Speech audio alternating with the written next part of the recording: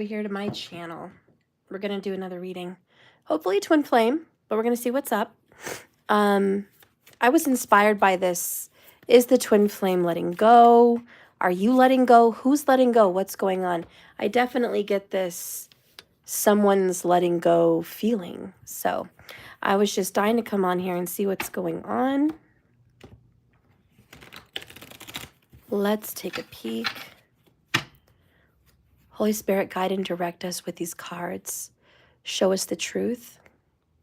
Show us what needs to be seen about this person that's on my collective's mind.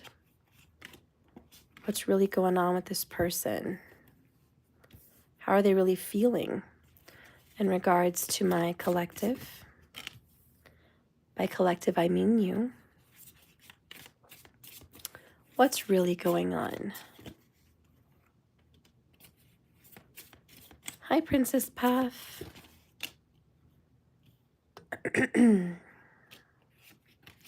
All right. My sweet angels. What's going on? Bottom of the deck. An unexpected outcome. Things didn't go the way I planned. That is the facts. That is just the tea. The facts between you and your person, just honest to goodness, it didn't happen the way you thought. None of it. It didn't play out for you. It didn't play out for them. Just shock, right? Both of you are surprised at where you're both at right now. That's just a fact. Thank you. I'm feeling a little better. Not a whole lot, but a little bit. So down here we have responsibilities. I have to take care of my financial and emotional needs. That comes first. Your person is definitely doing what's necessary, but I also get the feeling this is you. I don't feel like it's just them. They're the only ones taking care of responsibilities. I think you are too. But they're also vibing and mirroring with you. Children seem to be the most important, but also just financial and emotional state. Like that's big. We have confusion. I feel very unclear about where I stand. And that could be you, that could be them, but there it is. It's like, I don't know. I don't know. They don't know where you stand with them, and they don't know where they stand with you, if that makes sense. It's just, where are we in this game called love? Where do we belong? Complete and utter Seven of Cups. I don't know what to think, right? Excuse me, guys. I'm just like, seriously. So much head congestion. It's ridiculous. I've taken everything, and it's just, what the H? Anyways, excuse that if you're hearing it. I'm really trying to recover through all of this. So then we have the Chaser card. I don't want to chase anymore. It's just, they don't want to pursue love. You don't want to chase them. It's just, I'm done. I'm done chasing this whole situation. Are you guys getting tired and exhausted on the journey? Don't lean on that. Okay. Then we have reveal. I really want to tell you the truth. So they're hiding something from you that they're not willing to talk about. They're also not going to chase you down. I think you've gotten the cold shoulder lately. That's kind of the vibe. Why are they giving you the cold shoulder? They definitely want to take on a new chapter in life. I think you do too. I'm trying really hard to move on. But I have unfinished business with you. Very Six of Cups. We still have things to resolve, and we still have things that we need to discuss. So we can't quite just jump over to the new chapter, can we? Even though you guys want to.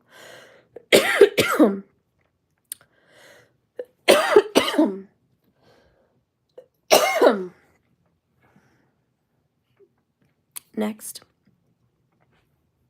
we have irreplaceable. The way you love can never be matched. Well, this just makes it really hard to move on. All right, I'm going to tell you guys what I honestly, intuitively am seeing here. One, you're given the cold shoulder because honestly, they're just busy with work. They're busy with their responsibilities. They're not making any time for love. I don't see that they're like in another relationship, or I don't even see that they're all, just looking for something else. I honestly, they're just really focused on their own personal life. I believe very much that you're mirroring it, like I said. But I also believe there's not ever going to be anyone else but you. And I know that doesn't make a lot of sense to you right now, that they're not willing to pursue you. But at the same time, they're not going to be able to replace you. I know that makes no sense. But please try to understand it. Try to make it make sense. Okay? They're just not looking for anything super serious. They want to talk to you. They want to catch up. They want to reminisce. Very Six of Cups. I just don't want to pursue a relationship. I also see that they've got some deep, dark secrets they want to talk to you about. This is very Five of Pentacles. Very dark night of the soul in that image. There are some serious hardships, struggles, fights, bottom of the barrel days that they really want to talk about with you. But they haven't shared it. And I think they have their own reasons. I think you're in the same boat as well. You've got some real bad days that you would love to open up and share with your person. But honestly, I'm hearing not right now. Your person is very confused about what to do with you, whether to let you go or pursue. They have not taken the time to make that decision. They're just in limbo. They're kind of riding the fence. I do feel this person would like to keep in touch. I know that they have thought about marrying you because I definitely feel church vibes. This person has very much considered matrimony with you, and it's still a possibility in their mind. But there's just two things I really need to clarify. What is this new chapter they see for themselves? And what are the secrets they're not telling you? Let's take a look. All right, Spirit, what are the secrets that this person is not telling my collective group? What are the secrets? Show me the secrets. Okay. Soul ties, which is very much the same as a soul mate. I always feel connected to you. I always do. Always. Doesn't matter how far, how distant, it just doesn't, nothing. They don't want to tell you this. I don't know why, but I just know that that is the secret. They feel tied to you. On bottom of the deck is chemistry. I have never felt a passion this intense. They've only ever been super turned on by you. I know everybody's got that one person that they're just like, that's it. That's the chemistry right there. You don't find that every day, You can't just pick up and pick somebody else and have chemistry like that. And you know what I find really sad? There's so many people in the world that are like, move on, find somebody else. There's a million fish in the sea. I feel very bad for those people because they're the ones that have never felt insane chemistry. They're the ones that are still waiting to feel alive.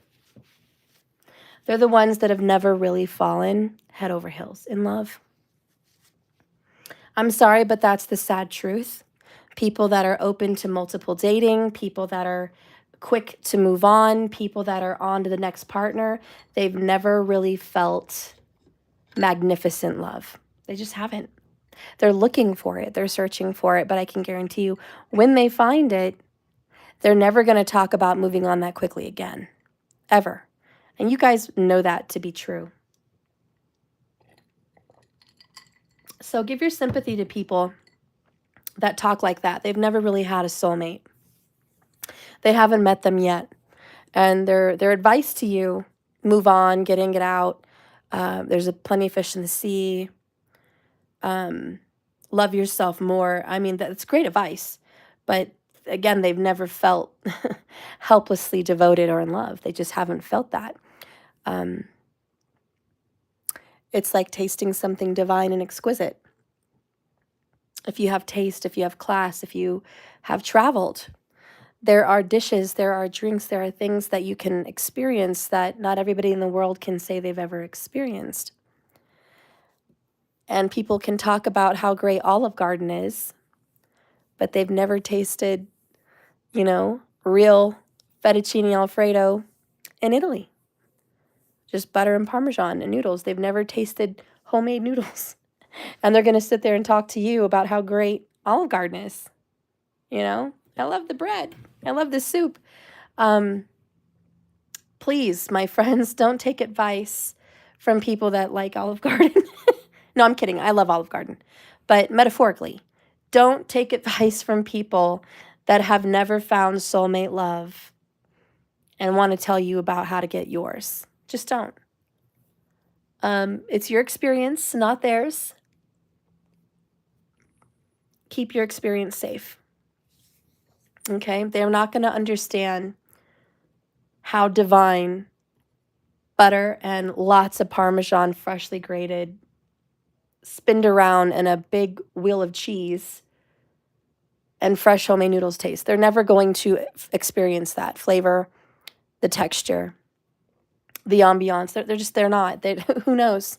But you have. You know what it feels like. You know what it tastes like. You know what it is. And if you ever tasted anything else, it's all fake. It's all microwave dinners. You know, you're just like, yeah, it's not the real thing. You know?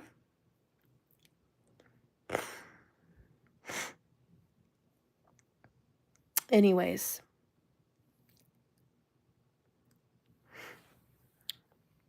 A lot of people here are giving your lover advice. And they've never tasted real love like this. Their friends, their family, their brothers, their sisters. Whoever. They have given them advice. And for some reason, your person listened. And now they're missing out on you, aren't they? Excuse me, guys, I have to blow my nose. I am just so sorry. Just give me, I'm going to try to pull away from the camera.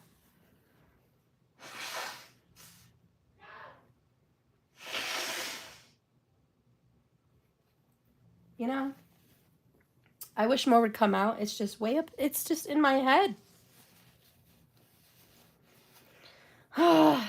When is this going to be over? It's been almost a month. When is this going to be over? Okay. Please excuse me. So, bad advice made them very confused. They decided not to pursue you. All the while, secrets of how in love they felt with you. How divine your chemistry is.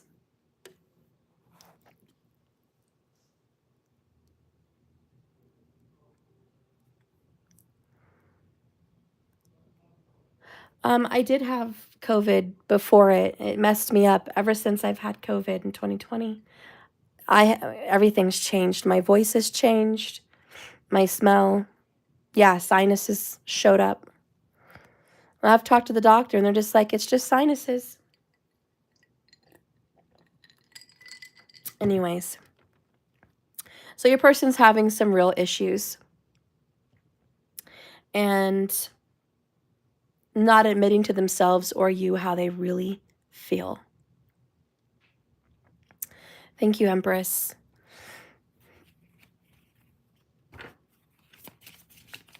What is it they really want? Let's see this new chapter. What are they aiming for?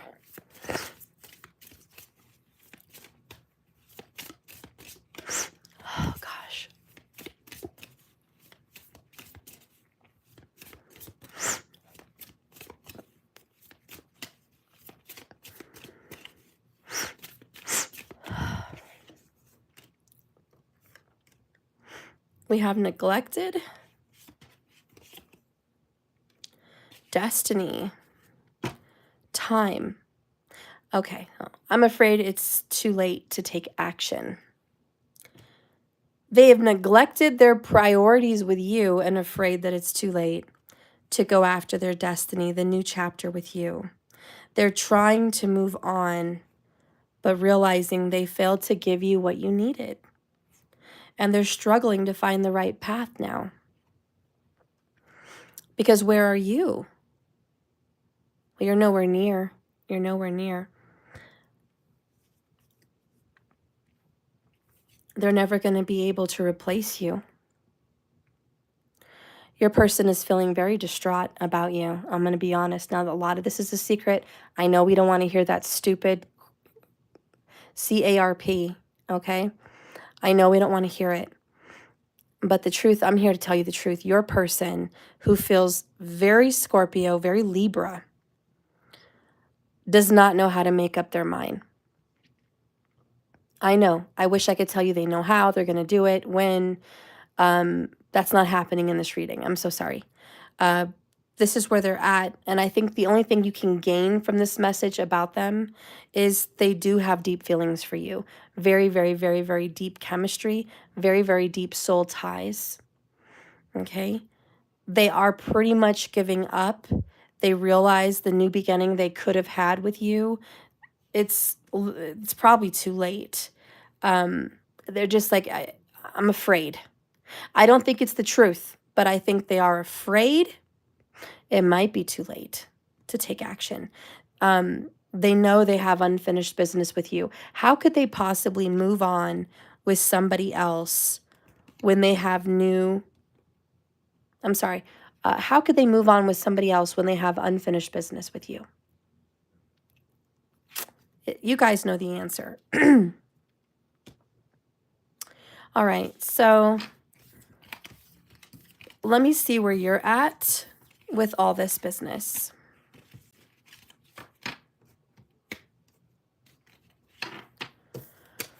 We have the unexpected outcome, remember?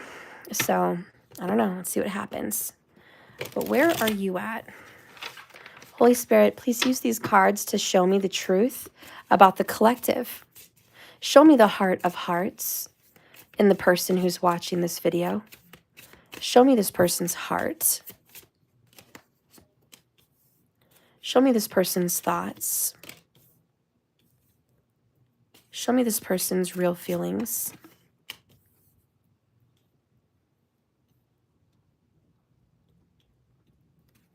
Show me what this person wants to do.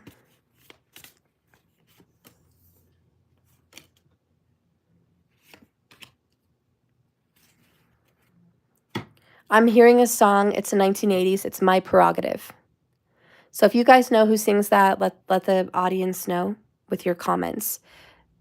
Everybody's talking. Everybody's walking, trying to tell me how I should live.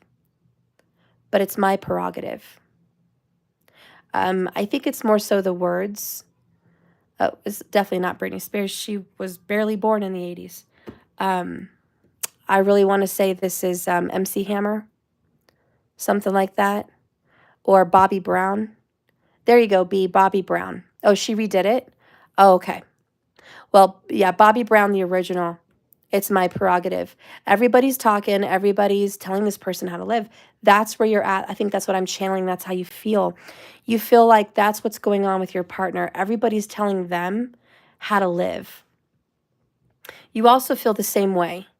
Because again, you guys are twin flames. So everything you do, you're going to mirror each other. Everything you're going through with your family and friends, in some sense, your partner is also going through it with their family and friends. That's kind of comforting, though, to know that you're not alone on the journey. You're not like completely suffering all alone like you think you are, because they're always mirroring you. So when you're going through something, believe me, it's the same thing at home for them. So as you're sitting here overwhelmed with probably daily struggles of life, money, kids, work, reality, and your family and friends trying to tell you how to live, they're going through the same thing. And the stress from all of this is draining you. You might be feeling completely drained at this time. Too tired to talk on the phone. You don't even want to talk to your friends. They just overwhelm you. You want to call and just talk to your person and hear their voice, but you don't have a lot to say. I feel like when you guys do start talking on the phone, there's not much to say. You just don't want to talk a lot. You're very quiet, very introverted. You're just too tired to even go there. You're having mistakes thrown into your face lately. I wish I could right my wrongs. So your friends, your family, maybe even your loved one, just throwing your mistakes in your face. Remember when you did this? Remember when you chose that? You should have listened to me. You should have, you should have, you should have. Aren't you guys tired of people telling you what you should have done? This is your life, your prerogative, your experiences. I know these people love you and want to prevent you from every pain and every problem. But the truth is, this is life. You're going to go through pain and problems. You're going to feel it, you're going to hurt, and you're going to be okay. The best love people can give someone is to just be supportive of them when they are hurting, not give them constant advice and say, you should have done something else. Nobody wants to be constantly reminded of who they were with as a mistake or what they did that was a mistake. But this is a reaccounting of your previous mistakes. So I do feel that you're like, I'm tired of talking about my mistakes. Furthermore, where you're at is, don't tell me that I have mistakes. It's my life. What you think is a mistake might be a wonderful memory for me or a great learning experience. So please don't tell me what a mistake is.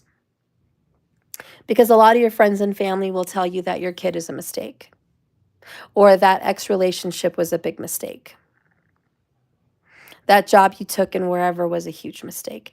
It's not a mistake, actually. It's perfectly part of your destiny. It was not a mistake. But here we have someone throwing mistakes in someone's face. And that's a real problem.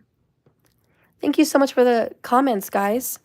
So here you are. You're saying, yep, time is running out. I'm afraid it's too late to rectify or take action on our situation. You definitely are in agreement with your partner, just like, I'm worn out, honey. I'm done. I'm overwhelmed. I'm tired. I don't want to chase anymore either. This isn't happening. So, and all of a sudden I felt like somebody was in this room. You're haunted. Somebody's haunted by the ghosts of their past. Interesting.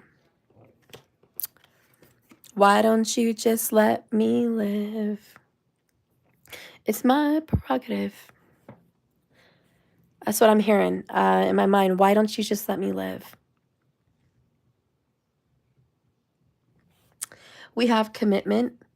I want you to be a part of my future. So this is your mind. Remember when I pulled the cards? This is your mental status. This is how your heart of hearts feels. And then this is going to be what you want, your actions. So anyways, right now you're like, yeah, it's too late. In your mind, you definitely feel that way. But in your heart, it's never too late. You're kind of in a head over heart battle of the soul. There's definitely 50% of you that's like, it's over. It's over. I gotta let you go. Can't do it anymore. It's over. We're out of time. Just thank you for the lessons. I love you, but I'm overwhelmed and I'm exhausted and I have nothing else to say. But then you go into your heart of hearts, which is usually ridiculous, to say the least. Your heart can be very ridiculous. And your heart's like, no, we love this guy. Remember, we love this girl. Remember, love doesn't count wrongs. Love is patient. Love is kind. Love is forgiving. Love always cares, always endures. Love is always there. Love never fails. So there you are, tug of war, heart overhead. And that speaks a lot about that confusion card that your person is mirroring as well. This heart overhead.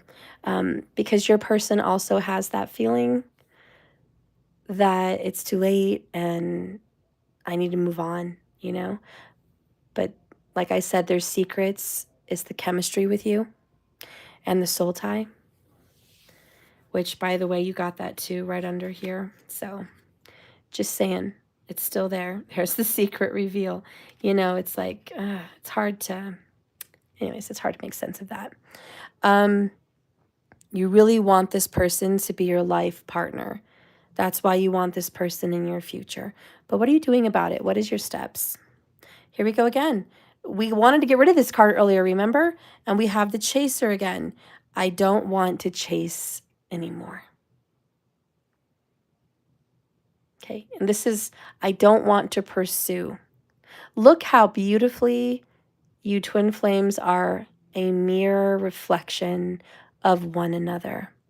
They are not seeking out love. They shut down their feelings. They're not dealing with it.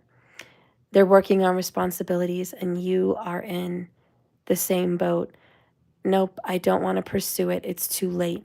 Both of these cards speak volumes about where you and your partner are at this time. Okay. Nope, they left. It's over. Oh, markers. I'm sorry, honey. It's okay. I don't have a twin. Oh, markers. By the way, is it your birthday? Because I know you said it was in a couple days. Let me know. So, okay, let's get into what's going to be happening. What are the actions you're going to start seeing? On the 18th? Okay. So we have, listen, I need space, honey. I need space and I need time, all right? I need more time to think. And that's okay. That's where your head is at right now. I think this is smart. I think this is brilliant. I think that's dead on. You couldn't be better represented than that card. I need space and I need time. And at least you're being honest with yourself. And you're being honest with them, you know, but mostly yourself. And you're like, listen, I know I'm confused. I know that there's part of me that says this is dead and gone. But I also know I love you truly, madly, deeply. I know that. And I just want to distance myself from this. Not forever, but for now. And it's like, I just need to let go of who's not holding on to me. That's what I'm hearing.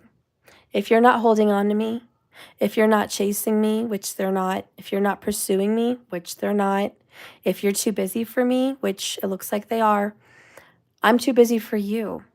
And you're like, the honest truth is, I am too busy for you. I am too busy. I am too overwhelmed. I do have my own life to tend to. I am too busy for love right now. That's just the truth. And you're just like, me, I don't know how long this is going to take, but however long it is, I just need that space. I need to get to this place where I need to figure myself out and what I want. That's kind of where you're at here for whoever I'm channeling. Again, very Libra Scorpio today is what I'm feeling in this reading. So let's see the next move. Understanding. I see your side of the story. And you're just like, listen, I hope you understand that I'm just not looking for you right now. Maybe that's the best way to put it. I hope you understand I'm just not looking for you right now. I love you so much. God knows I want you to go do you, do it well. I love you. I'm still happy to see you and hear from you, you know, when that happens. But in no way, shape, or form am I prepared or ready to be chasing you, nor do I want to. So you're like, I hope you understand. I do love you. I see you in my future. I just don't see you with me right now. And I'm at this place where I'm stressed. My brain is overstimulated. I'm overwhelmed. I've got a lot going on. and it's making me feel negative, and it's making me feel like it's too late and I can't take any more action towards you. And I don't feel that that's 100% correct. That's just the stress talking. That's just the overwhelmed, I'm not myself talking. Remember, this is both of you. You guys are mirroring.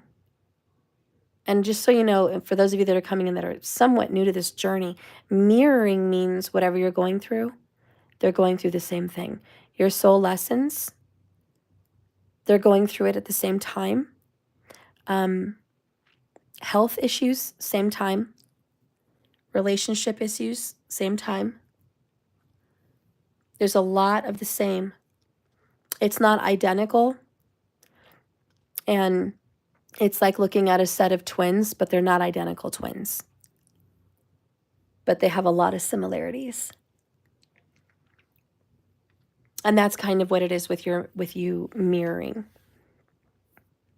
Okay?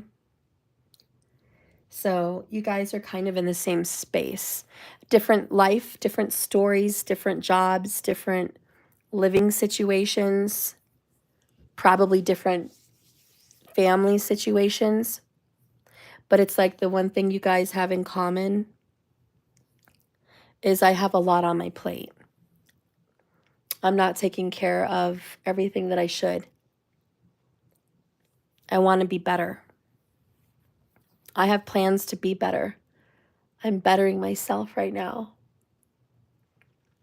I love you, but I need to take a step back from this relationship to figure myself out, to figure us out as well. In the midst, as they figure themselves out, they're going to be able to figure you out.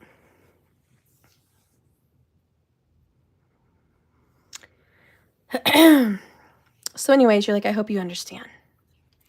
Next. Okay, so you're like neglected. You've neglected your priorities.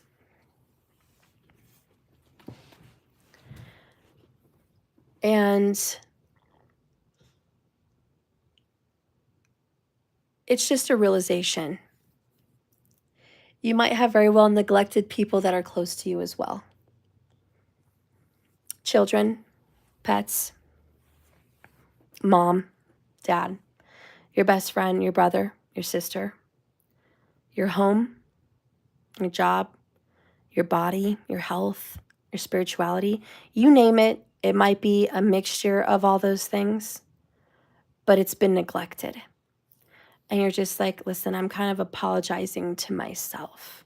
I'm sorry that I've neglected myself. I'm sorry that I've neglected the ones I've loved. I'm so sorry that I haven't been on top of my responsibilities because I've been so distracted with love and the romance and the twin flame journey that I just didn't look at these things, and I feel terrible. That's this card. And this card is the Ten of Wands. And the good news is you're done. You've walked the long path. You carried all these heavy sticks on your back. You've been the only one carrying it. Now you got to put it down. And which just means you got to deal with it. You got to deal with it. And you are dealing with it. But now they got to deal with it. Because you're not just going to be sitting here on the other end of the phone holding for their next call or their next text. It's like, listen, I'm busy too. I don't know how you could just assume I'm not busy.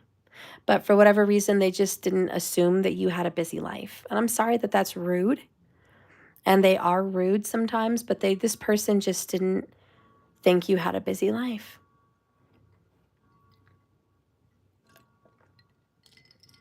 All right. So that's where you're at.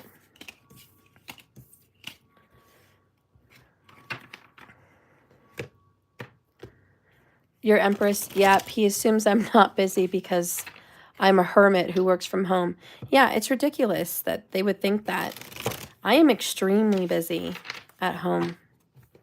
I'm so busy. I'm more busy than a one-legged man in a butt-kicking contest. I am very busy. All right, so let's see where you guys are headed. Future. This is you. Okay, this is your person. All right. And this is the path you guys are going to take according to the cards. Now, I know this isn't traditional tarot, but your girl here on JKS reads these cards like they are tarot. I want you guys to try to do that too. Just the little words are going to give you visions and thoughts and psychic knowings of what tarot cards they are. So in a sense, these are undercover tarot. Okay, so we're going to use it like that. They're not your standard tarot.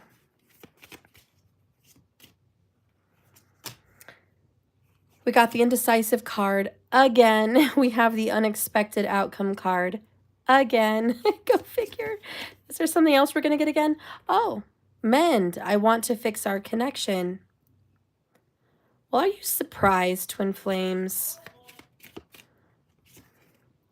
Forgiveness. I'm struggling to get over the past. All right, bottom of the deck, guilty as charged. I feel pain from the damage I've caused. Honey, I see a comeback, a big comeback in a big way. This is the unexpected outcome we didn't expect to see. Excuse me. I'm sorry. Yeah, typical whiplash. Okay, so here you are. This is the upcoming future events. We have habits, bad habits that we've got to break. I don't know if we will ever change. And that's you, though. This is you personally. You've got some very bad habits that you're going to nip in the butt now. You are addressing your issues. Sleepless nights, bad eating habits, whatever lifestyle, whatever thought patterns, depression, whatever, you just name it. You name it. But you're going to deal with your habits. And I want you to know this is the Devil card, okay? You are no longer going to be tied in bondage to the devils of your shadow side and the devils in your past. So this is the Devil card for you, okay? And Capricorn, Saturn ruled, is all about taking care of business. What is crossing you, honey, is completely broken, feeling shattered about this situation. Now, you go ahead and assume what this card is because you're right. Trust your instincts. You know what this card is. You know what it looks like in the tarot. And this is the Three of Swords. Excuse me and my children down there. My adult children. So I feel shattered about this situation. For me, I'm healing and I'm dealing with my brokenness. I don't think... Oh my God. The wind is being crazy outside. I think it just blew something huge outside over. Let me go take a look. I'm so sorry. The heck?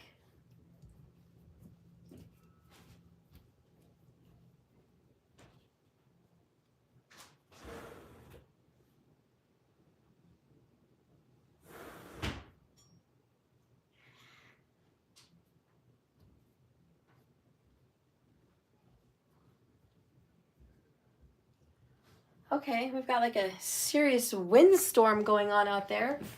I think the neighbor's trash bins just blew all over the neighborhood. Anyways. Okay. So this is an omen, right? The wind's just a storm blowing trash cans over. And we have broken, right? When I'm reading the broken card, that's what happens. And to me, that's taking out the trash. Cleaning up the mess of your life. Cleaning up the mess that they brought when they came in and they left. Cleaning up the mess. More importantly, cleaning up the mess you made while hanging on to this connection with whatever drama came along with it. Not only are you feeling shattered about the break of your situation, but you're feeling like the tower came and hit. So broken is not only the Three of Swords, but it's the Tower. And that's what's crossing you. But it's very positive when it's crossing the devil, because we are dealing with the devil. We are dealing with karma, karmic energy, and the negative old you that was affected in a very bad way by this connection, this twin flame connection, more than likely. Okay. That being said, you are still indecisive. This is in the future. I know my inability to make a decision hurts you. This is more so hurting you. It's them hurting you. It's you hurting you. But again, you guys are not in a place to make a decision. They always say, don't make up your mind when you're angry. Wait till you calm down, because a lot of people make a decision that's obviously based on emotions and not really what they want or even really the truth. So this is not making a decision when we're in a bad place. That's why you're stepping away and you need time. But that's also why your person is doing the same thing you are. Now, your person is coming in the near future with the irreplaceable card. This to me in tarot is the Lover's card. The way you love can never be matched. So they're coming in the future knowing that you are the soulmate, you are the divine partner, you are that twin flame. No one else is ever going to beat that love with you. No one else could ever take your place. You're absolutely unmatched. So in the future, they're coming up feeling very aware of the chemistry you guys have.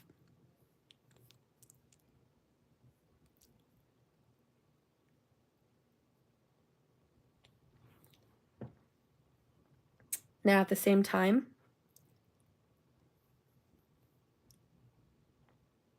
as your person realizes that he or she is in love with you, because they are going to realize they're in love with you. It doesn't matter where they're at in life, where they live, or who they're with.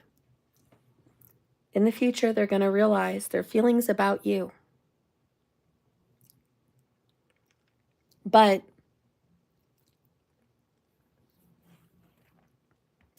it's crossed with, I'm unworthy. You're a better person than I am.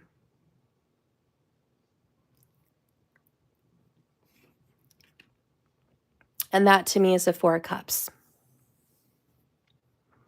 And that to me is a missed opportunity.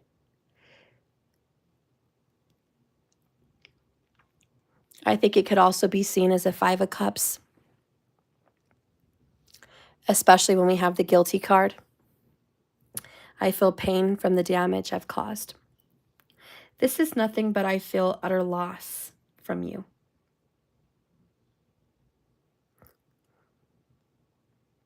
I've completely lost you.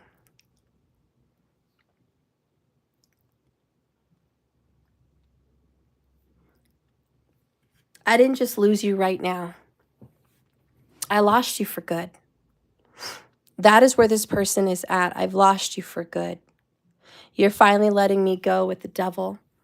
You're finally putting a tower moment on that and healing your Three Swords. You're gone forever. I know you're the one. And now you're the one that got away.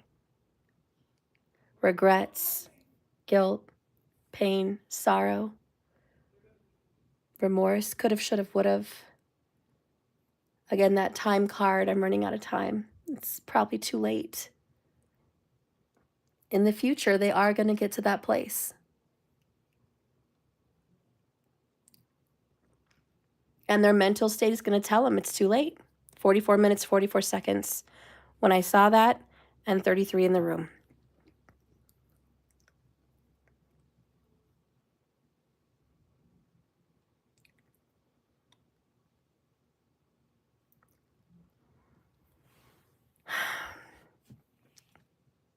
When this blows over, when this hits, how do you say, Well, when it hits the fan, when it gets to the place where it's over, it's done, and that's it. I'm out. 10 of Wands, giving it up, space, walking away. Whenever it hits the fan, like those trash cans outside blew over, a shocking gust of wind brings in the change.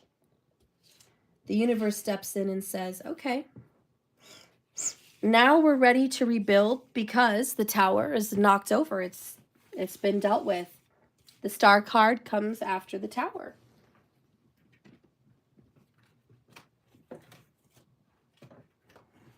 The star card represents healing, restoration, forgiveness, wish fulfillment, matters of the heart. So anyways, as the star steps in, we have this unexpected, shocking outcome.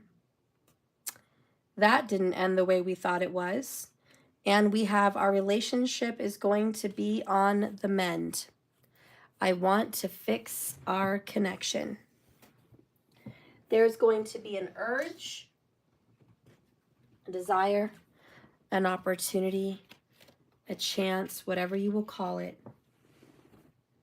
that whatever you guys had can be saved. Which, by the way, is very much the Five of Cups. Because that card is always saying, why are you crying over spilled milk? Why don't you just stop crying and look what's behind you?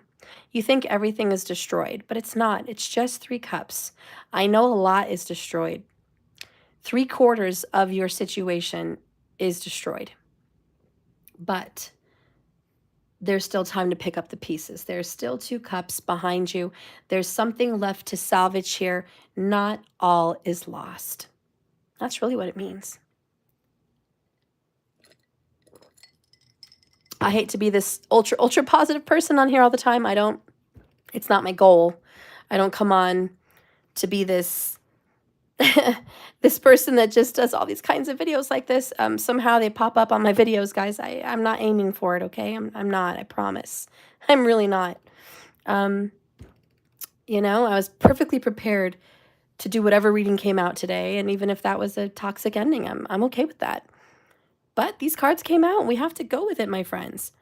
We're going to mend. We're going to fix this relationship, and there is forgiveness. And I know we're going to be struggling to forgive, struggling to get over the past. That's not easy, but it's here. It's available. We can do it. We can do it.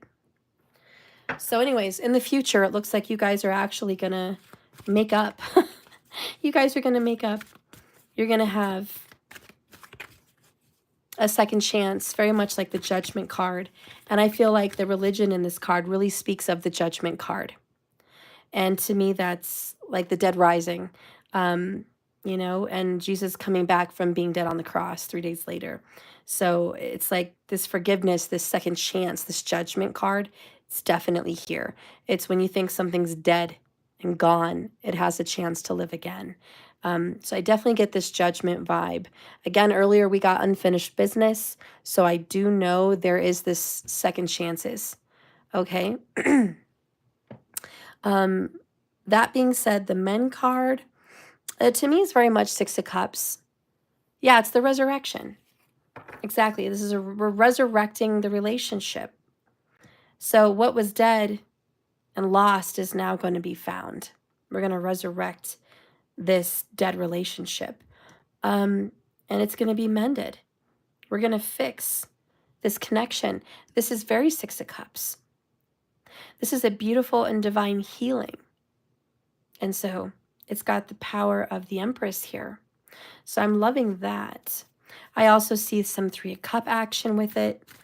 You know, it's like, let's get together. Let's have good times, you know. Let's be positive. I'm going to give you some oracles here. Achievement. All that effort finally paid off. All right. So this is an achievement. This is the pinnacle. This is like the World card. Everything you worked for, everything you guys went through in your journey, which was hell and high water.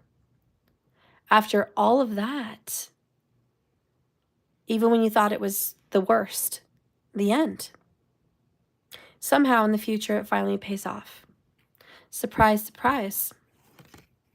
We have change, allowing things to happen naturally.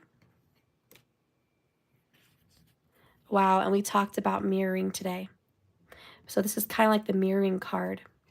This is literally from the same image in this deck, the mirroring card. But it's cold, feeling sad and alone. And that's what needs to change. We have to allow things to change. We can't just sit here in sadness and coldness, all alone, being miserable, depressed, down in the dumps. You know, we can't let that overtake us. We can't let the Five of Pentacles win. Let's clarify this one. Standing out and standing tall, unlike anyone and anything else. And to me, standing out is no one will ever compare to you. There's no one else. You're irreplaceable. This, my friends, is an irreplaceable bond. There's no way this could be replaced by any human in any lifetime. Guess what? You're not going to believe it. Well, I felt this card was the Lover's card. And then I got one of the Lover's cards out of my deck. Meant to be. Meant to be. Some things are just meant to be. And it may not seem like it at first, but it's meant to be. And we have driven by love, but chosen by spirit. All right, driven by love and chosen by spirit. There are some things beyond our own control. There's just some things we can't explain. Some things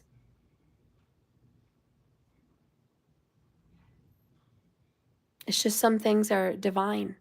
They don't make sense. I guess they don't have to. They don't go along with everyone's prerogative. It's not everyone's cup of tea, but it's your love. And when it's meant to be for you, not hell or high water can stop it. This rainbow here is a promise that after the storm, there's something beautiful. It's worth going through the storm. The sun will come out again. Beauty will be abound. Love will be here. Life will grow again. Love will grow again. This is another card about being reborn. This can be born again. This can be very good. So I feel very good, positive vibes about your guys' connection in the future.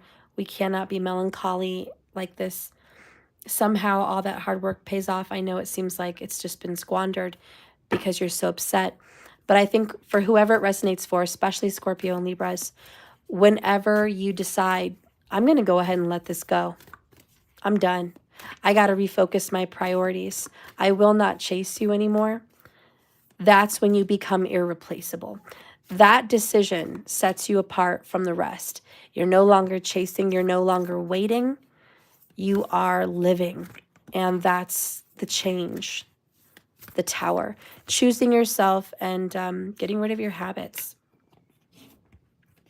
So what do the oracles say about your love in the future? Oh my gosh. Didn't we just talk about this meant to be? You got true love. This is a once-in-a-lifetime love. It's a true love. That's what makes it so special. It's not fake. It's not, it's none of that. It's real. It's true. True love can't be broken. It can be hurt. It can be damaged, but it will not break. This true love is repairable. That's what I'm feeling. Okay? That's what I'm feeling. Number 30, by the way. The next card is appreciate this moment. Each and every situation has an opportunity to grow and find love. And now I'm hearing that song. I forget who sings it, but I think it's Shania Twain, from this moment. And it's just from this moment, I have been blessed. From this moment, I know happiness.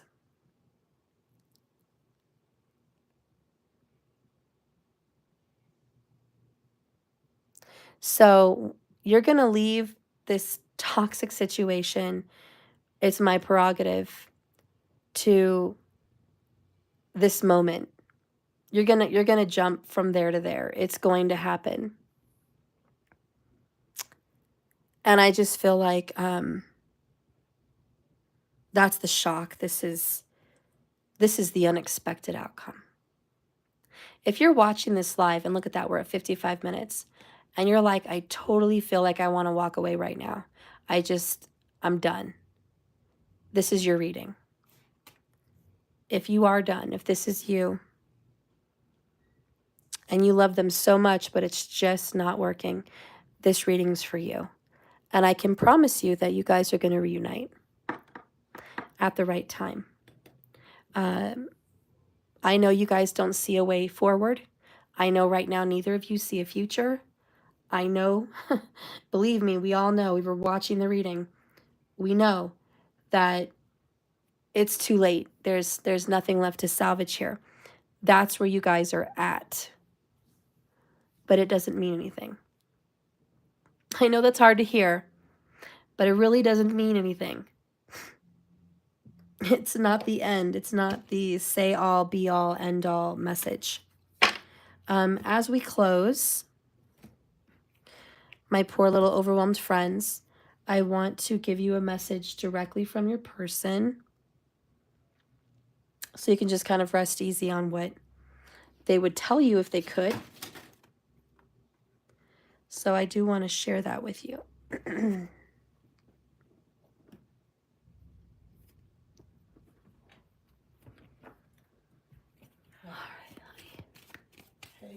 All right, so let's go ahead and get that. What would they tell you if they could? And then I'm going to end the reading. Sorry. It's okay. How are you? How's everything going? You good? Yeah. By the way, I was talking to the seller about this Casio watch. Uh-huh. I was asking him a question if it's supposed to be turning pink like this, and he said no, so he offered a cheap deal. It's like $5 to ship this to him, while he pays for the rest and he replaces this, and it won't cost anything. Okay. All right, I love you. So what's going on here? Hello, everybody. That's my Daniel, guys. Hi. Okay. We're just seeing what their person wants to tell them if they could get out of their heart to speak it. So this is exactly where I said I was in this reading. I quit. And this is what your person hasn't told you, but this is also what you haven't told them. This whole reading is about two people that really just want to quit. It's too much. They're just admitting, yep, that's where I'm at. I'm there because I feel guilty and I know who's to blame, and it's too much, it's too late. I do want to give my all to you. I do want to fix this, but I don't see a way how. Just how. I'm feeling scared. I'm confused. And that's the whole problem. That's why you guys are in the situation you're in. There's that tower, major life changes. They're not going to be the same person you remember once they go through that journey.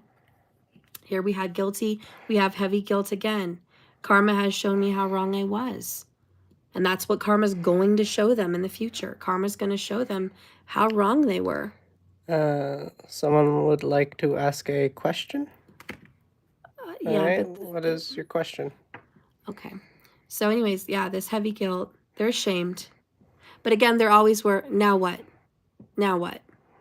Okay. So that's where your person is at, guys. That's what they wish they could say. And that's okay. It just clarifies everything I said in this reading. That's just the truth. That's where you guys are at. I will be giving you guys a quick lightning round. If you guys want to ask me some questions, they're $15 a question. You're welcome to pay through Cash App or my website through a donation. And the clock starts now. If anybody has a question, just let me know. If no questions come through, I'll just close the reading down. But if you have one, go ahead.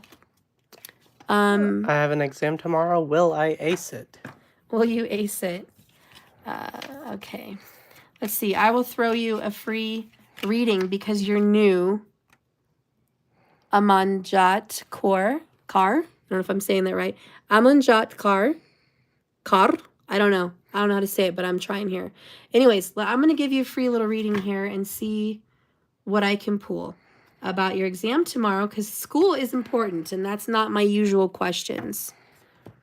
Okay? So you're new. I haven't seen your name on here before. You're welcome. Hello. Hi. Yeah, so let's see about your exam. Spirit, can you please guide and direct me with these tarot cards and show me, is he going to pass his test tomorrow? Is he going to pass it?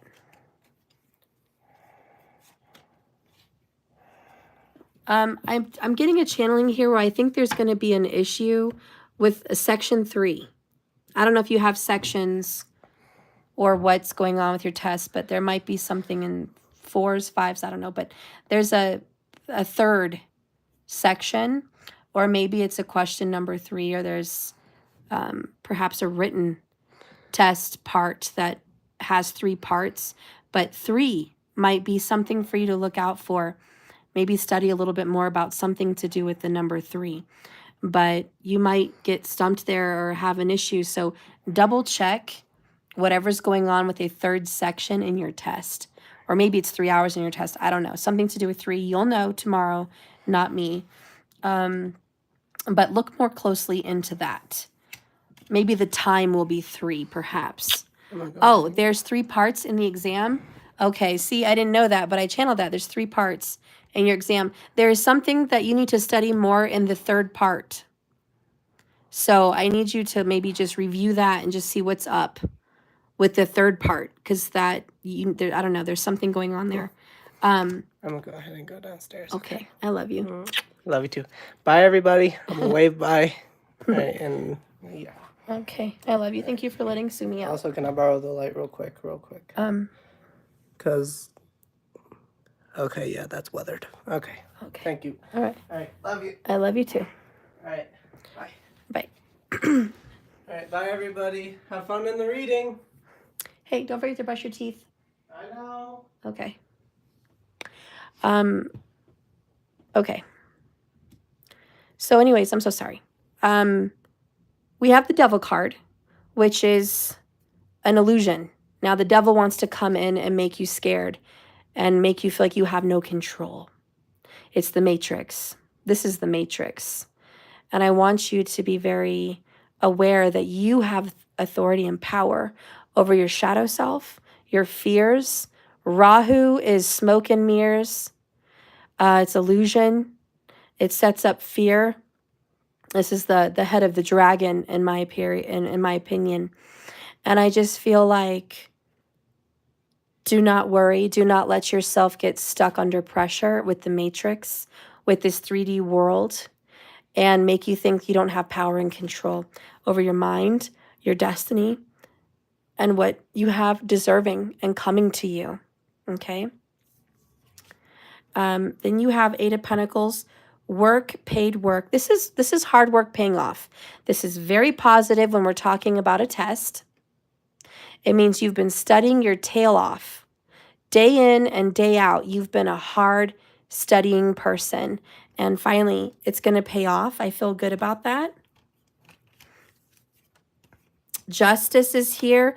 Your test will be judged fairly. Don't feel like anyone's out to get you. No one's out to attack you. The universe has your back.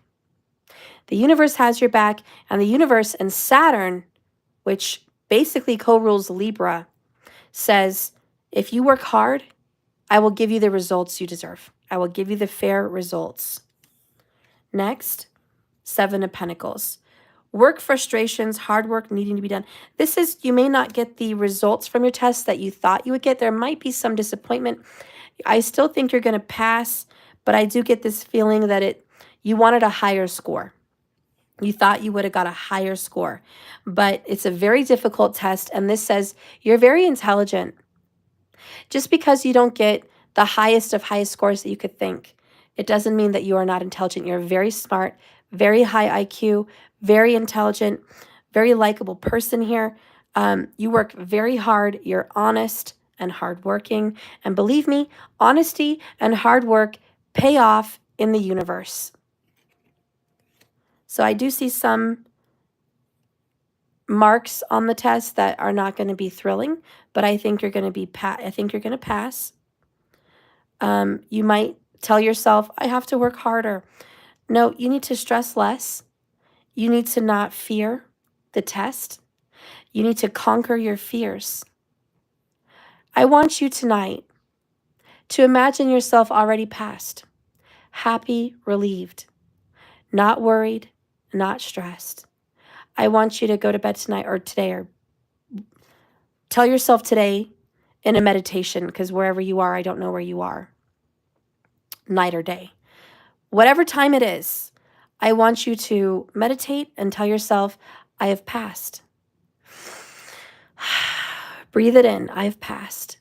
I want you to take 10 minutes to imagine what it feels like knowing that you passed.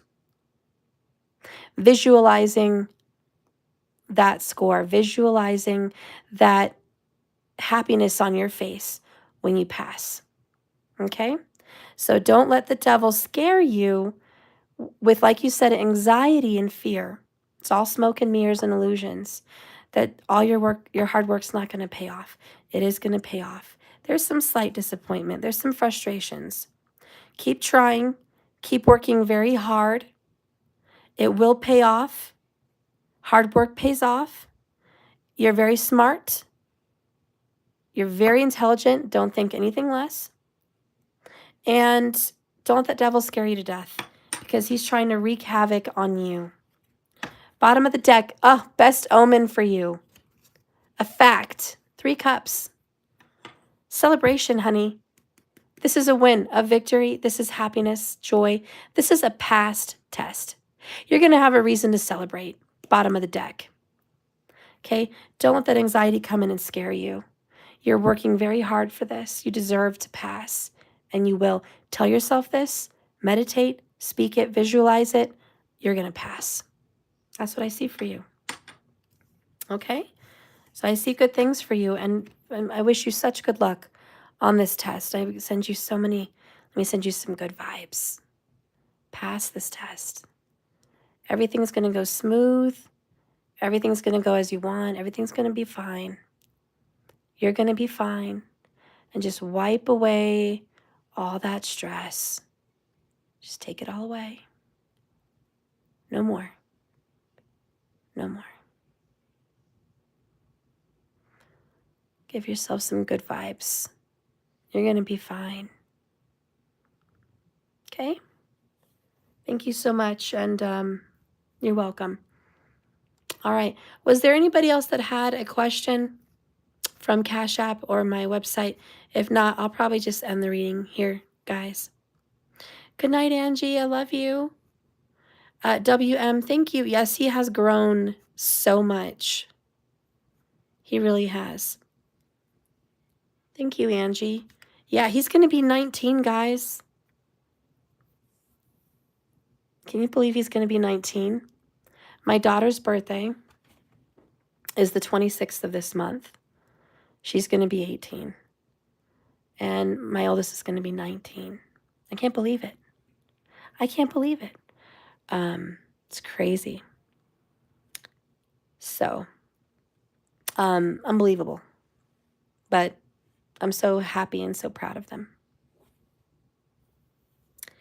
B, you're so happy. It does something to you. That's good. That is so good. You're early then? Yeah. And my birthday's on July 2nd, guys. I'm excited. I want to throw a 60s party for my birthday. So it's just going to be at my house. But I'll do something special on my videos for you guys. Usually on my birthday, I give away free readings. But I want to do something special. I want to do like a 60s theme. And I want to do like Elvis. I'm so into Elvis lately. I'm all about it. Like Neil Diamond, Elvis. I don't come from those times, guys. I'm not that old. But I love it. But I just want to do a whole 60s themed party. Early 60s, not 68, 69 as it transitions into the 70s. Because the 70s were awesome. But the early 60s, that was really fun. You know? It was a really fun time. And yeah, I want to do that. Marcus, you grew up in the early 60s? Early 60s. Markers, shut the front door right now. You saw Elvis in concert? You are so lucky. Oh, I wish. Oh, I wish. You are so lucky. It was in 1978. Oh. Wow. It's probably one of his last concerts.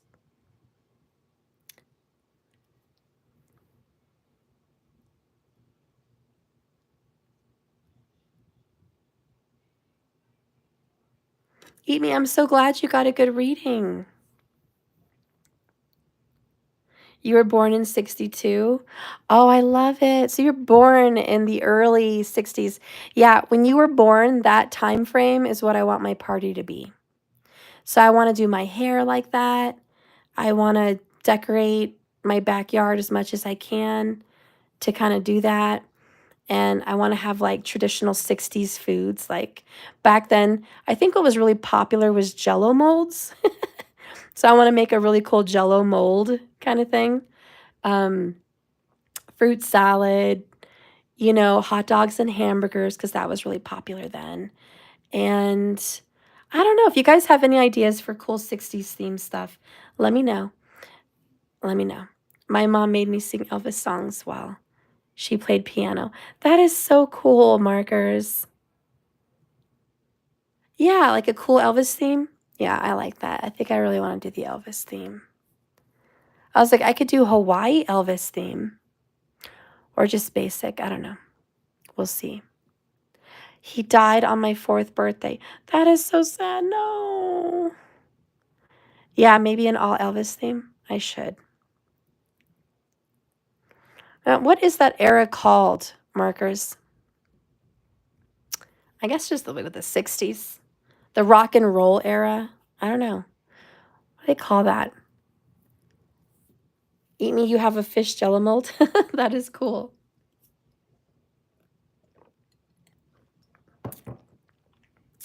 Classic. Ooh, I like classic. Wild Child Wallflowers. Yeah. The early 60s, they really hadn't quite gotten into the long hair, bell bottoms, sunflower stage yet. The early 60s, they were like still wearing pedal pushers, which are like knee-high pants, slip-ons, short hair was still a thing, short hair with curlers. But they did started doing that poof with their hair, the ladies, where they had that little bump at the top of their head with like a headband. You remember Priscilla Presley's hair? It was all black. And lots of black eyeliner, lots of colorful eyeshadows. So that was like definitely part of it. The early 60s was still looking a little 50-ish, but like 63, 64, they started changing. But the men in those times still wore, if you think about, what was that one show called? Oh, crap. Where all the guys were working in that office in the 60s. I can't think of that show. Anyways, they still wore dress pants, belts, nice shiny black shoes or brown loafers. They would wear button-up shirts, and they would have some thick glasses, like colored glasses, the glasses that would turn a color in the sun, like big rimmed glasses. They would still slick their hair to the side. And a lot of yellows and browns and greens were really popular at that time. You think of the shag carpet, big, thick shag, like olive green was the rage. I remember being around my grandma's house. I loved it. I just feel that whole era when I think of my grandma.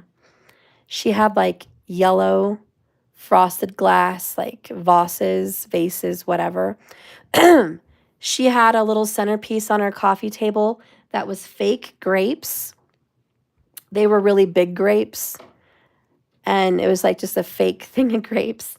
And then they had those hanging lamps on a chain. And so she had the hanging lamp on a chain. She had the thick shag carpet. It was green. They had ashtrays everywhere because I remember growing up, even going out to eat, there was the smoking section. But my grandma's house, you know, she was 60s. So she had these cool, like yellow glass or green glass ashtrays that would be on stands or just big ones in the middle of the room. And yeah, just like brown couches, corduroys. The drapes were all thick and really heavy, like blue with like flowers, like really thick velvet, polyester, like thick fabrics. I remember like a richness of the 60s. Just so rich. Oh, yeah, we can't forget the yellow kitchens. She definitely had yellow and orange, like a burnt orange kind of looking kitchen. The floors were like brown and deep yellow, like mustard yellow and brown decor designs on the tile, the linoleum. And the Tupperware was like orange with looked like a star design on the top of the Tupperware. It's like yellow and orange. Yeah, I remember all those things. Just the deep colors, the richness of it all.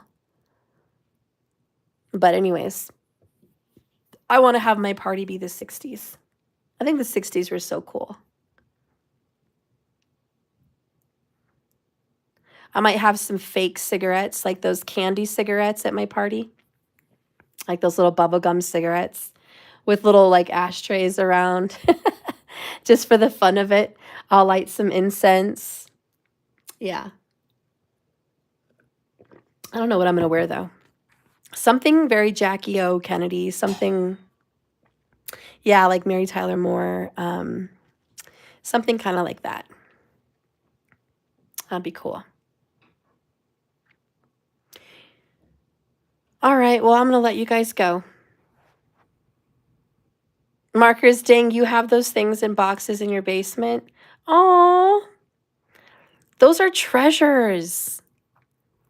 You should seriously take it out and take some pictures on Instagram so I could see it, because those are all treasures.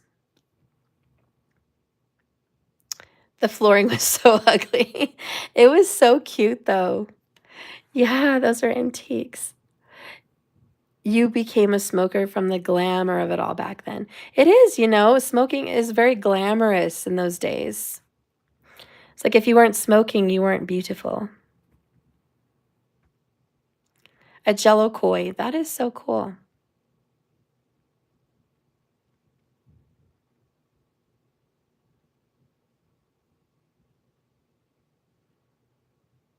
Do a best Elvis contest for men, women, and kids. That is a great idea. I love it. I love it. Do a best Elvis. Well, the girls are a little bit different, but yeah, the Elvis one is really cool. I mean, even my kids would probably have fun. My daughter has a lot of hair, though. I don't think she could be able to hide that. She's got mountains for hair. All right, well, I'm going to let you guys go. If you guys watch this at a later date and you want to have me answer some questions, I'll be doing other videos tomorrow. You guys are welcome to ask me questions then. If the time difference is just escaping you and you're like, you know, it's night where I am and it's day where you are, if you want to just put your questions in Cash App, I'll take care of them the next day, even if you're not there.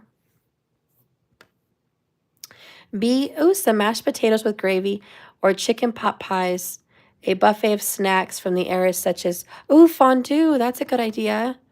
Deviled eggs, that's a good idea.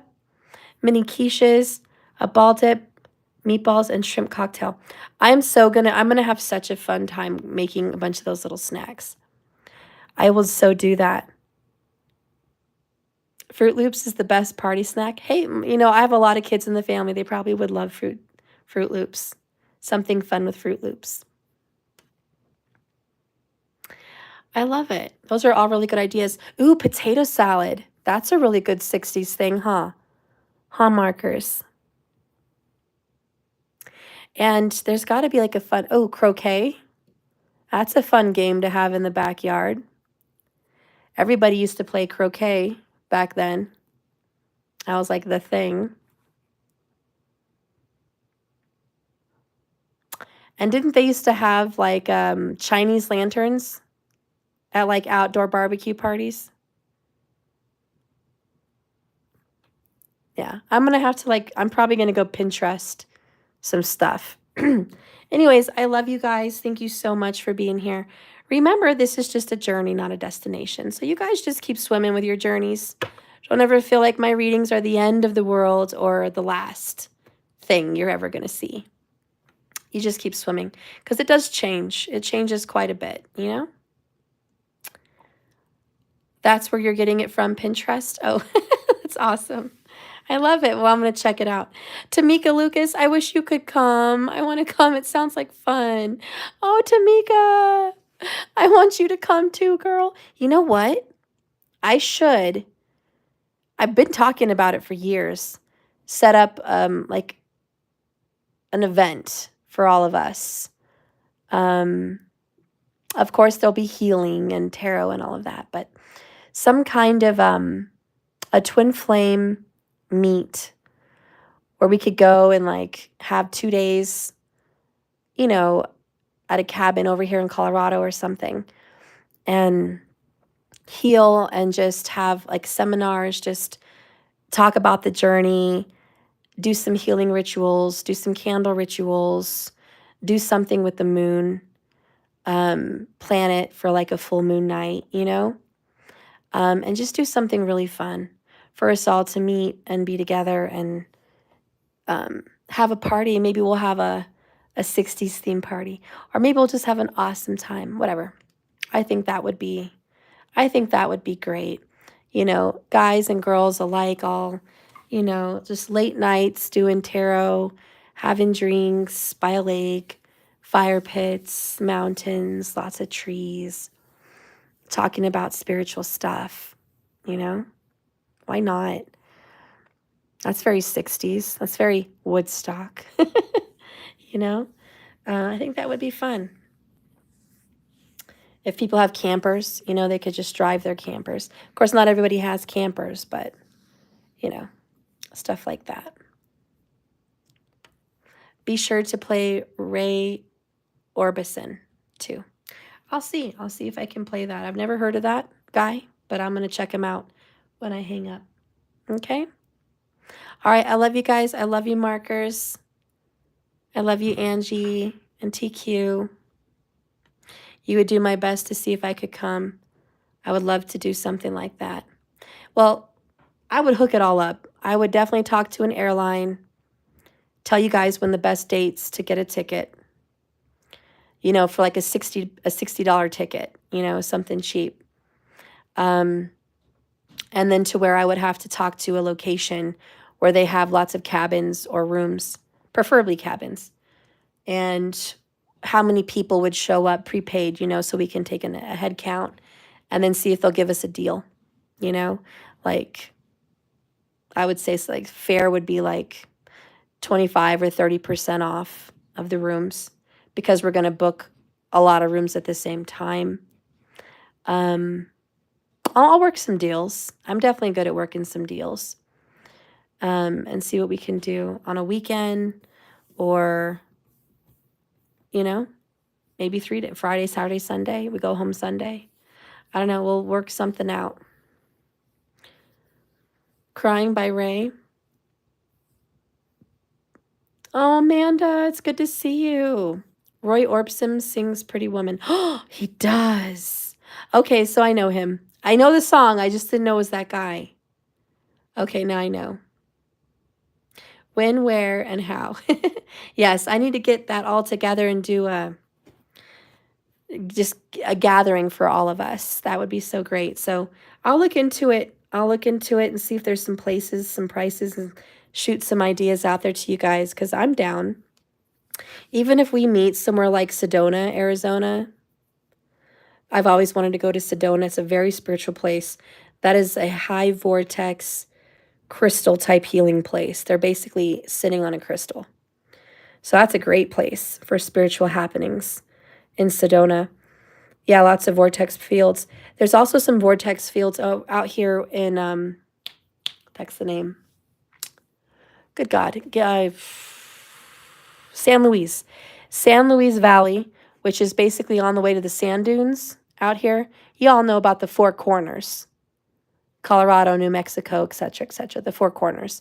So San Luis Valley is a very popular valley for alien sightings. They actually have a whole thing out there for alien sightings.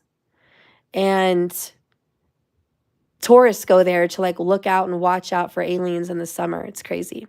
But they have very high vortex there as well. You can find clear crystal quartz everywhere in the San Luis Valley. It's covered in crystal quartz. So that's probably why the vortex is so high. But if you guys ever heard of that story that came out with the aliens, where there was a bunch of cows that got dissected, like even better than a surgeon could have done it. They said it must have been done with lasers. Like their eyes and some of their organs were taken out to the extent there was like 30 cows at one time. And they're like, who would have done this? Must have been aliens. That's what they thought. I mean, who knows? But that happened right there in San Luis Valley, which is like 2 hours away from me. Yeah, cattle mutilations. It was crazy. And that was like 30 years ago. But, you know, that's a popular little spot for alien sightings, just saying. I've never seen any alien sightings out there. I have seen some lights in the sky that could definitely be, you know, a UFO. It was in broad daylight. It wasn't at night. And I'll always remember it. I saw 3 lights. It was 3. That was here in Colorado Springs, though. But there was 3 lights, and they were up above NORAD, kind of just, well, from where we were at in town. It seemed like they were. They may not have been right above NORAD, but it was just like in that vicinity looking towards the sky. And they were close together, like they made that little triangle. But then one zipped away from the little group. One light zipped away. And then there was just 2 there kind of hanging around. But that light moves so fast. You know how you guys watch the planes in the sky moving across and it seems like they're moving pretty slow? And you know it's a plane because they're moving slow to the eye. But these lights that I saw were so fast as compared to a plane moving slow like this across the sky. The light was like this. It was going 10 times faster than any plane I've ever seen. And that one light got away from the group, and I was like, that's weird. It's not one object. It's 3 separate objects coming together. And then another one zipped away from the group. And they were kind of moving around frantically, differently together. And this was like dusk. It was like 4 o'clock in the afternoon, maybe almost 5. It wasn't high noon, but it was daylight. And then one of them zipped away really fast, like from here to there, like so fast. It was just gone. One of them just disappeared.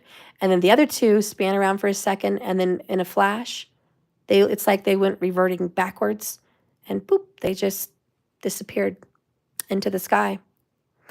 And me and my kid's father at the time were in the car, stopped at a stoplight watching this.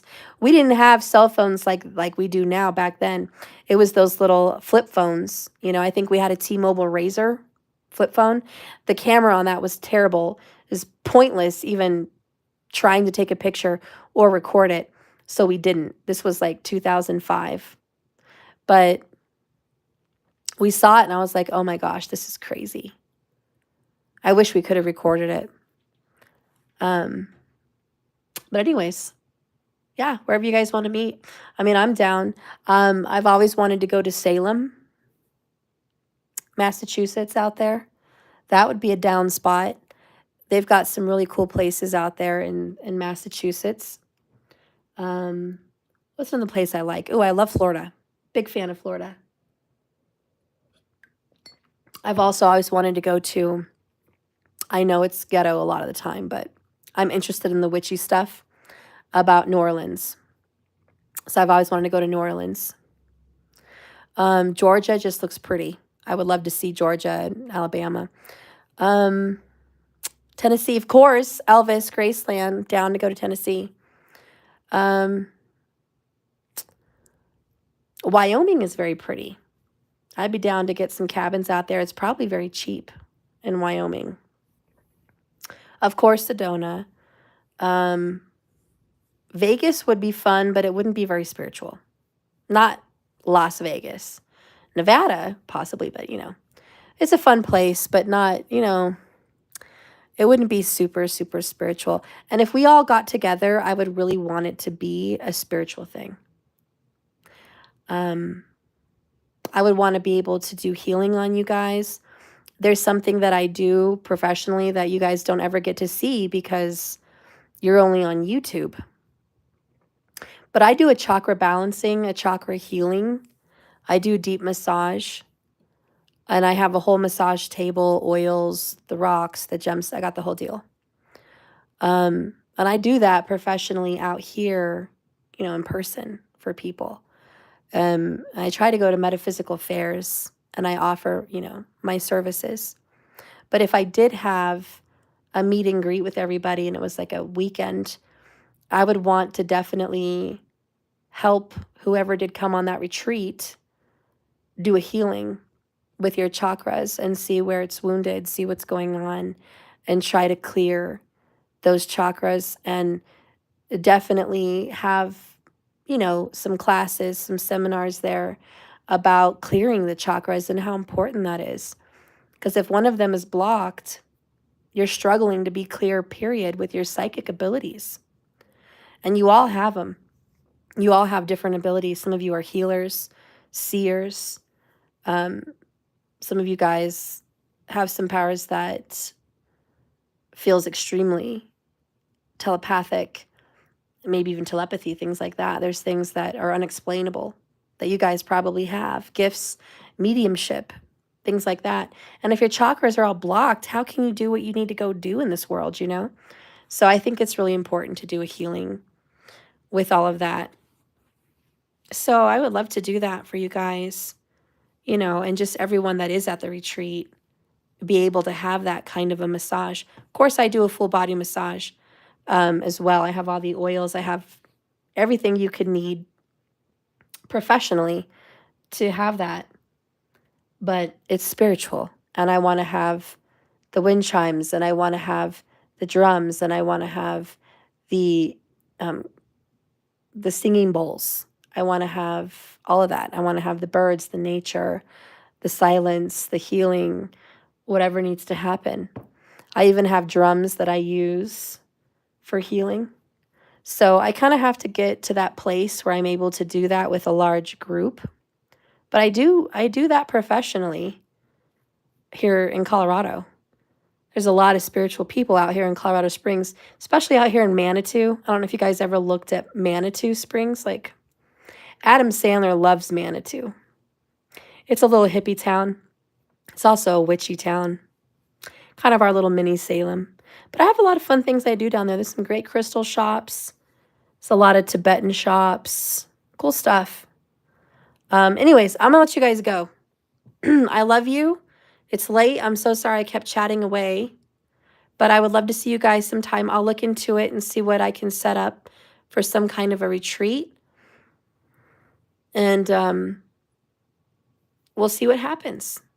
Amanda, I've always felt like I'm a healer, but I'm not sure. LOL, who really knows? See, that's something else I would do at a retreat. I would want it set up to where I have a printer, my computer there, to pull every single person that's at the retreat's chart.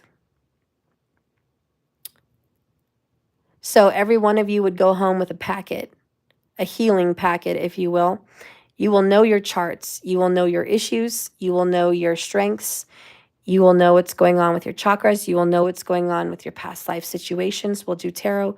We'll do palm reading. We'll do all of it. Numerology. We'll talk about feng shui. I have all that. I've got all the goodies.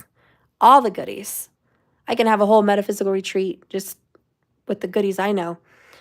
But we'll definitely, I'll definitely, whoever goes on the retreat, send them home with their power direction, their direction for success, for their home office, remedies, candle rituals. I would really like to pack everyone a candle ritual baggie so you guys would know what kind of herbs, flowers, candles to use for what it is you want to do. And, probably maybe on the retreat have a whole candle ritual class and like a whole talking about all of that, using the candles, how to dress them, how to use them, when to do it, etc. And have these little booklets, pamphlets, things for each little thing that we could do on the retreat. I definitely want to have it organized and have all those things done. The massage, the healing, the astrology, the numerology, all of that. I don't know. I got to make some plans. I got to do all of that. I can't get all of that stuff onto YouTube, huh? I try to in my readings. I squeeze bits and pieces of all of that into my readings. I don't know if you guys have noticed, but I do try to squeeze all of that in there. Yep, there you go, Tamika Lucas, manifesting. That's going to be a big one. Ooh, and I love that, bringing a telescope. Absolutely, stargazing. I love that. I would love to also do a mantras in Hindu, obviously, because all the mantras I do in Hindu. But they come with words. Well, you can repeat the words on the screen and just chant them. And if you're not comfortable with that, you don't have to. But I like to do that stuff. You'll be on bear patrol? That's awesome. I might just ask my grandpa if I can carry his 45 with us to the retreat. Well, that's only if we're deep in the mountains. If we're not deep in the mountains, we don't have to worry. It's not like we're in Montana or Alaska. Come on, Marcus. We might see some black bears. Although there was a golden one. It was like 1,000 pounds. It was pretty big. A golden looking bear. It looked like it was mixed between a grizzly and a black bear. It didn't quite look like one or the other. It was weird. But he's out there in the Rocky Mountains. And then they left some wolves out there. They only have like 10 wolves in the whole Rocky Mountains. And they're all talking about getting rid of them. I'm like, let the wolves be. Do they not know? Like, just, wow. Anyways. Yeah, you could bring your camper. There's, cabins. The cabins that I've seen, like in the Rocky Mountain National Park, where we might be able to do that, they have a large cabin with 4 rooms. And then they have a smaller cabin with 2 rooms. They even have like a 3-bedroom kind of smaller cabin. They have different sizes of cabins. But I think the total number of cabins is only like 1, 2, 3. They only have 5 or 6 cabins. So they could hold probably, let me see. We could probably do 20 people comfortably. But I would want everyone to feel comfortable because some people don't want to be sleeping around strangers. And I know you guys are all going to get to know each other well. But, we all want to feel secure. We can lock our door and just not feel weird about it. So I'll definitely take the security measures seriously. Make sure there's cameras, in the place. They do have people that live on site that kind of manage what's going on. So that's there. And yeah, you can rent a camper if you'd like to have your own private space. Coming with a friend might also make you feel more safe. Whatever. So my parents have a camper, so I can use their camper for me and the kids. I'm not going to bring my little one, but my adult kids may want to come. But yeah, you guys can just check it out. Angie, I have only one fear, and that is to get eaten by a bear. Angie, I've been in Colorado my whole life, and I haven't seen one damn bear up close. I saw one bear very, very far away. Yep. So I've been here my whole life, and I've been in the mountains. I can't even tell you how many times I've lived. I live in the mountains. I can't tell you how many times I've been. I go to the mountains all the time. I went to the mountains just the other day. I took the kids up to go play in the creek. And not one bear. It's springtime. Raspberries are starting to come out. You know, there was no bears. There was no bears. So it's not like we have bears. You know who really has bears? California. I'm not lying. There are towns in California have bears everywhere, just sleeping under their deck. And I saw a whole bear documentary. And they're like, this is a small, cute town in the woods, you know, in the mountains in California. And they're like, there's so many bears that, you know, there's signs everywhere. Don't feed them. Put your trash inside. And like, bears just be breaking into people's houses out there. I'm like, that's crazy. I couldn't live out there. No way. But you know what? I take it back. I lied to you. I did see a bear here in Colorado, but it wasn't a big one. Markers, you know, black bears. So black bears are known to be aggressive, but they're small, you know, the size of a man, but not a big man. Not a big man, more of like a 5'10" man. 5'8", 5'10" man. But we were out fishing, and this was in Crystal Park, which is a little past Woodland Park, or a little before Woodland Park. And it's a cute little town, Crystal Park. Marcus, you might have heard of it. And they had this little tiny little mini little lake. It was like a pond. People go fishing there. So we were just picnicking. And it is a mountain town. I mean, there's steep mountains. The houses are situated in the mountains. So basically, yeah, it's in the mountains. And we were out there fishing and picnicking. I've been out there since I was a kid. Never saw a bear. But on this particular occasion, it was probably the time of the year. It was fall. And you'll see a lot of them around fall. You know, September, October, you're going to see them probably a lot.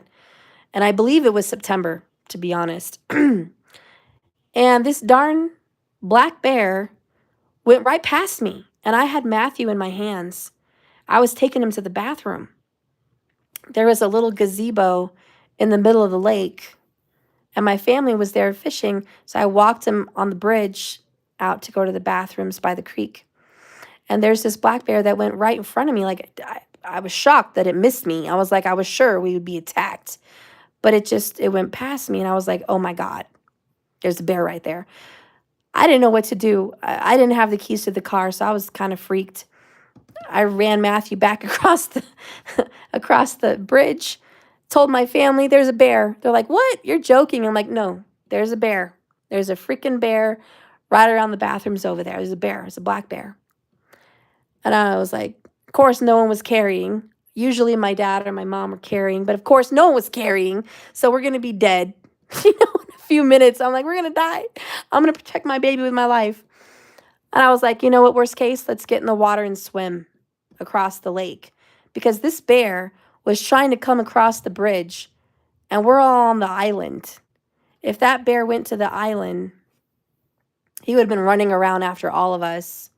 So I was scared. I'm like, I'm ready to have us all jump in the water if need be. I know bears can swim, but well, at least we'll have a better chance with all of us. I don't know. I was just freaking out. Thank God he didn't come and chase us. But he did go across the bridge, and then he changed his mind and saw another man fishing across the lake.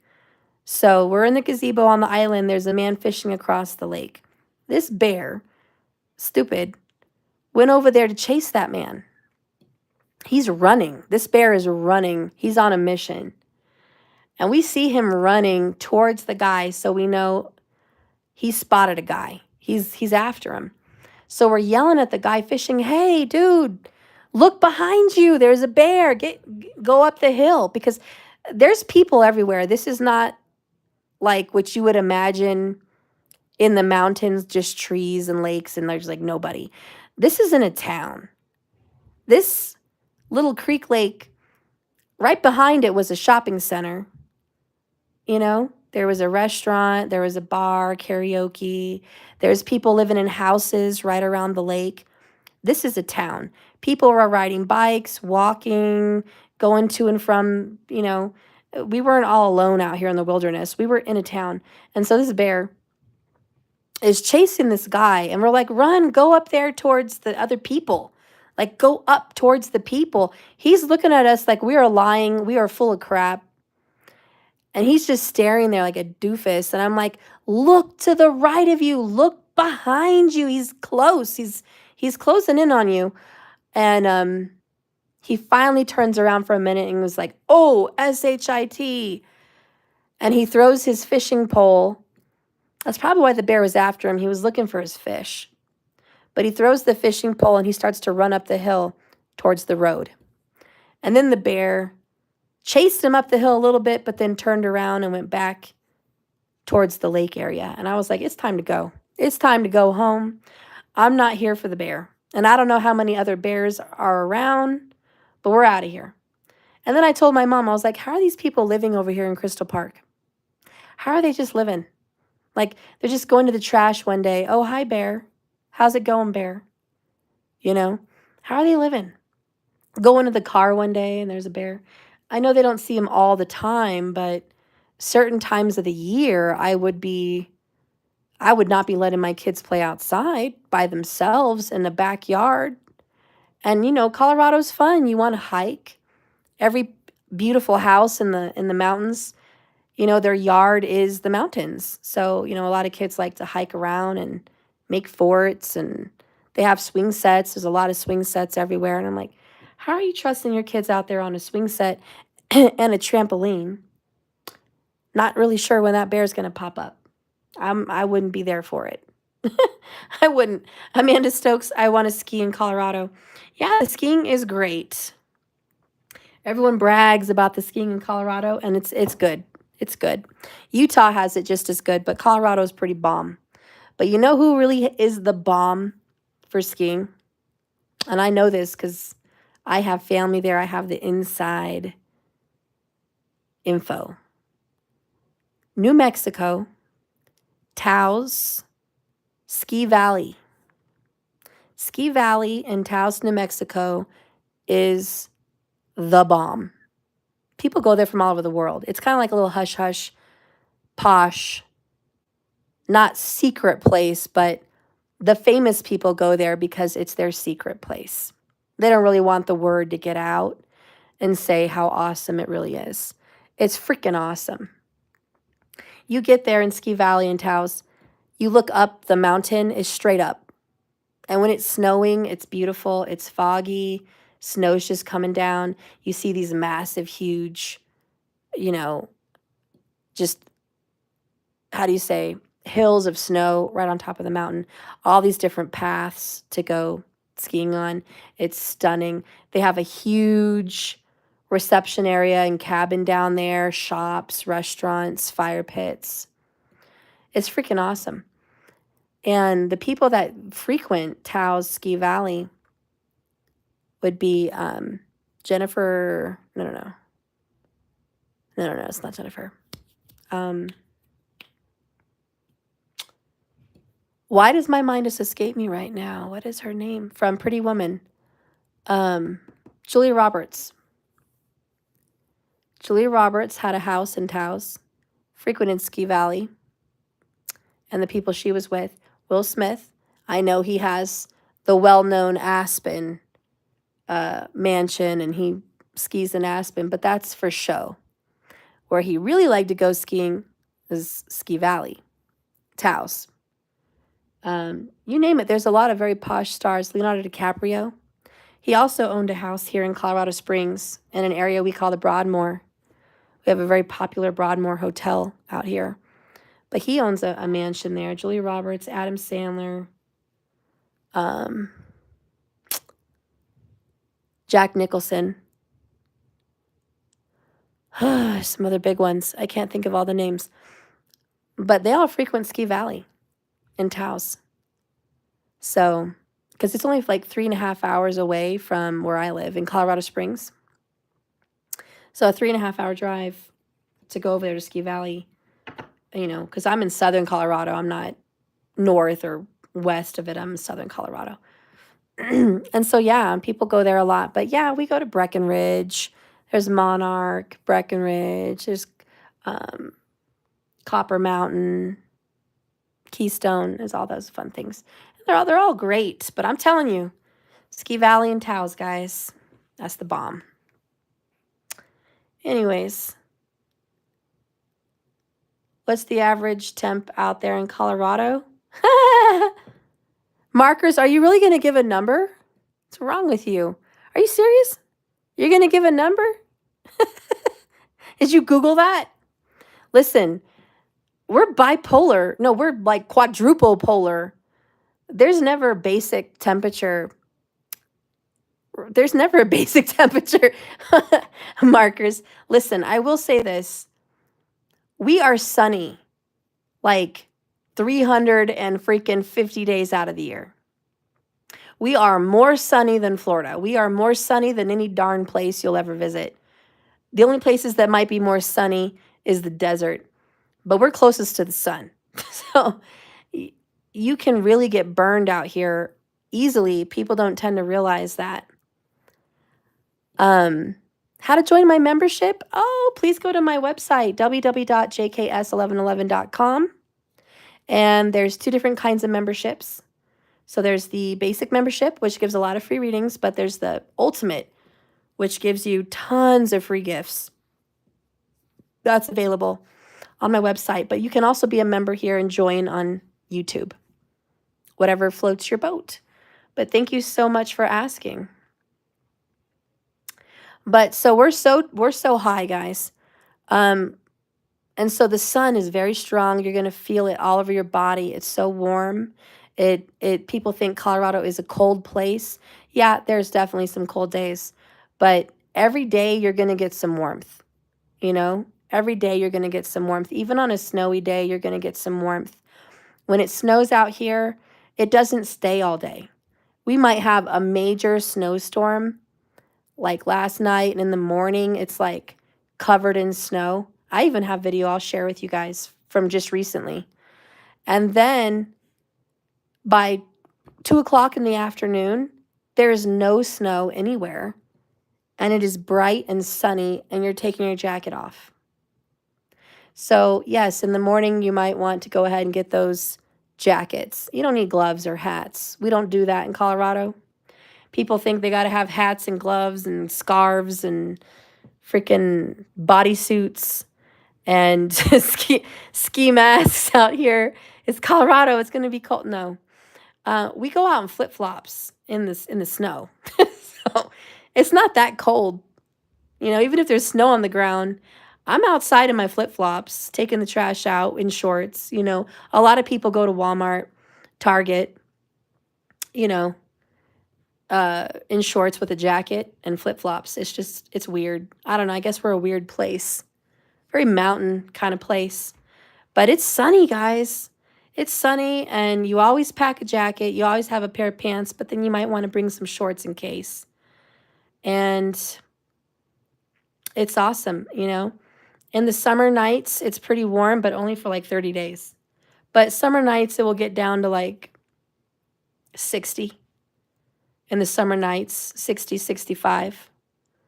It's kind of chilly. And then in the daytime, it feels like it's 100. Well, in my opinion, it feels like it's 100. It's a dry heat, though, so you're not going to feel wet or muggy or like gross.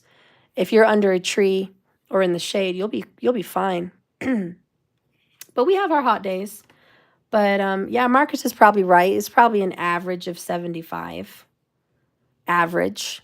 But I would say most of our days, where I'm at in Colorado Springs, which is just like 60 minutes south of Denver. My average, in my opinion, year round, probably 60s, you know? It's pretty long standing 65. See, we have a lot of 65 days. You know, summertime, like right now in May, it's not warm. It's windy and cold right now. So I did not have a good time outside. But I took my son to the mountains the other day. I told you to go see the creeks and stuff. And it was chilly that morning. And we brought jackets and tennis shoes. We had our jeans on and our shirts and everything. But as we were hiking, we took all our jackets off. It was hot immediately. We got our feet in the creek. It was hot, you know, and I was like, it was just chilly that morning. It was, you know, I don't know, 65 degrees the other day, you know? So I like it. I like the weather out here because I feel it's very consistent. Not like it's not bipolar every day, but I mean, consistent, you know what to expect, you know? You know you're going to bring a side jacket, but that's okay. You expect that. You know it's going to be a little bit cold at first, but it's going to get warm. And you know it's probably going to be a little colder later, but we expect that. And so I like it because it's like I like it. We have leaves in the fall. We've had some nice Octobers. We've had some really nice Halloweens. I know it's nothing like out east. You guys have beautiful foliage in the fall. But they don't call us colorful Colorado for nothing. We have a lot of beautiful places in the mountains that turn colors. But that only lasts like a week. You know, all these trees turning colors in the mountains, it's like 1 week. They're here and they're gone. But in town, we do have those, you know, brown and yellow and red gold leaves on the sidewalks and the streets. For those that actually care about planting trees in our areas, I get annoyed because a lot of people don't plant enough trees, but whatever. But like the downtown area, the traditional areas, they've got a lot of pretty trees. And I love it because come Halloween, we've got all the trees turning colors and we got cider and cocoa. We get to enjoy the change of seasons. Right after Halloween, it immediately starts to get cold and we dive right into the sweaters and the hoodies for November. You know, it's like we're right on target with that. Getting ready for Christmas. And it will snow in November for sure. You know, and then we just get to glide right into Christmas. But then it's cold. But not a lot of snow as you might think. Because January and February have a lot of snow. But most of February and March, it's just cold. It's just cold out. There's a lot of snow on the mountains, but not really in town. And we get flurries. We get little day cold snows, but we only have like, I would say like a month's, like 2 months out of the year where the snow sticks, you know, where it's like there every day. Just like 60 days. The rest of that, it snows and it goes. It snows and it goes. And it's just cold for a long time. And I don't like that everything's brown and crunchy for longer than I'd like. So like right now we're in May. Lowe's and Home Depot has a whole bunch of flowers, ferns, lemon trees, and no one's going to put them out. Who's going to put them out? We know it's going to snow at least 2 more times before June. So no one's going to be putting their flowers out, planting flowers. It's not happening. So these poor flowers sit at Lowe's and Home Depot for till June, basically. And the grass is starting to get green, but it's really not green right now. Now you got a few neighbors that spend a pretty penny on their yard. And right now, like in my neighborhood, there's like 2 neighbors that have epic green grass right now. But everyone else on the block, everyone else, our lawn is got some green, but a lot of it's still dead and crunchy and brown, and it has to come back to life. Right now, my trees in the yard are budding. They're starting to get leaves on the bud, but there is no leaves. So we are the first week in May, and there's really not a lot of leaves. But the cherry blossom trees, the crabapple trees, they're all pink right now. And those pretty trees that like have white blossoms on them, I don't know what tree that is, but they all have white blossoms. So we got the pink and white trees looking beautiful. Tulips are resilient and hardy out here in Colorado. So the tulips are all blooming, but they're going to die. We already know they're going to die before it really gets warm. The irises are starting to bloom. There's a few little pieces of ground cover that's white or pink that's starting to come out. But yeah, it's really not lush. It's dry out here, so it is not lush. The parks are not all green grass right now, unfortunately. You're not going to come to Colorado and expect to see a lot of green trees and green grass in May. Not in April, not in May. In June, you're going to probably see it. In June, we're going to start getting a lot of those rain. July, we're going to get a lot of rain. And those are the only 2 months, June and July, in my opinion, that the rain is going to start to really make it feel a little humid and green and pretty and summery. Then August is just going to get deadly hot. It feels like 100. Some days we do get 100. The hottest I remember it being out here in the springs was like 108. But it's dry, so there was no like, it didn't feel like Florida with 100. If it's 108 out here, where you guys are probably used to if you live in a warm place, it probably feels like 80, 85 to you guys. To us, it feels terrible, but to you guys, it's probably not that bad. But yeah, that doesn't last too long. But August is the hot month, and that's when fire warnings are like really high. It's like August. Fire warnings. Because it's just dry and windy, and the rains are not really coming around very often anymore.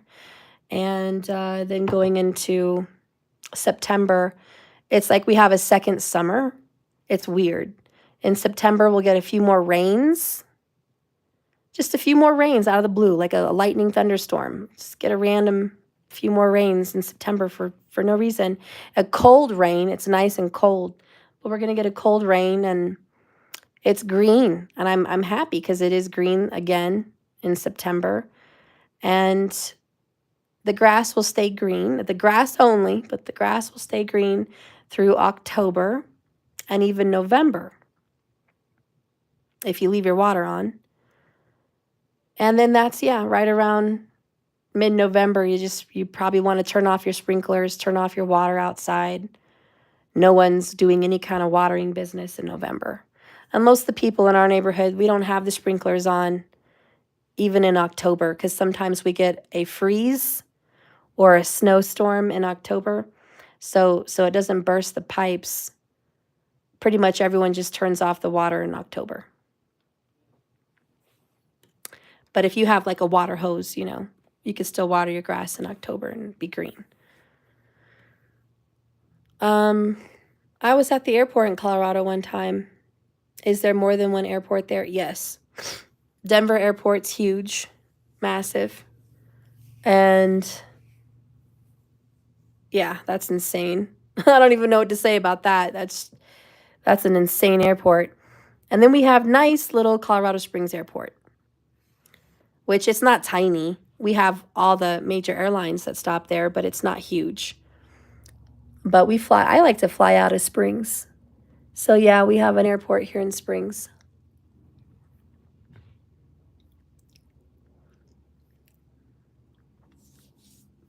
The biggest cities here in Colorado: Denver,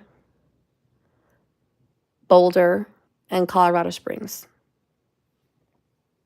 I think those are the three biggest.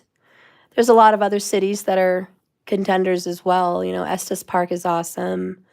Aspen, Durango, little tiny little Pueblo wants to creep up in there and say there's something, but come on, Pueblo's not anything. I have family there. Pueblo's not nothing.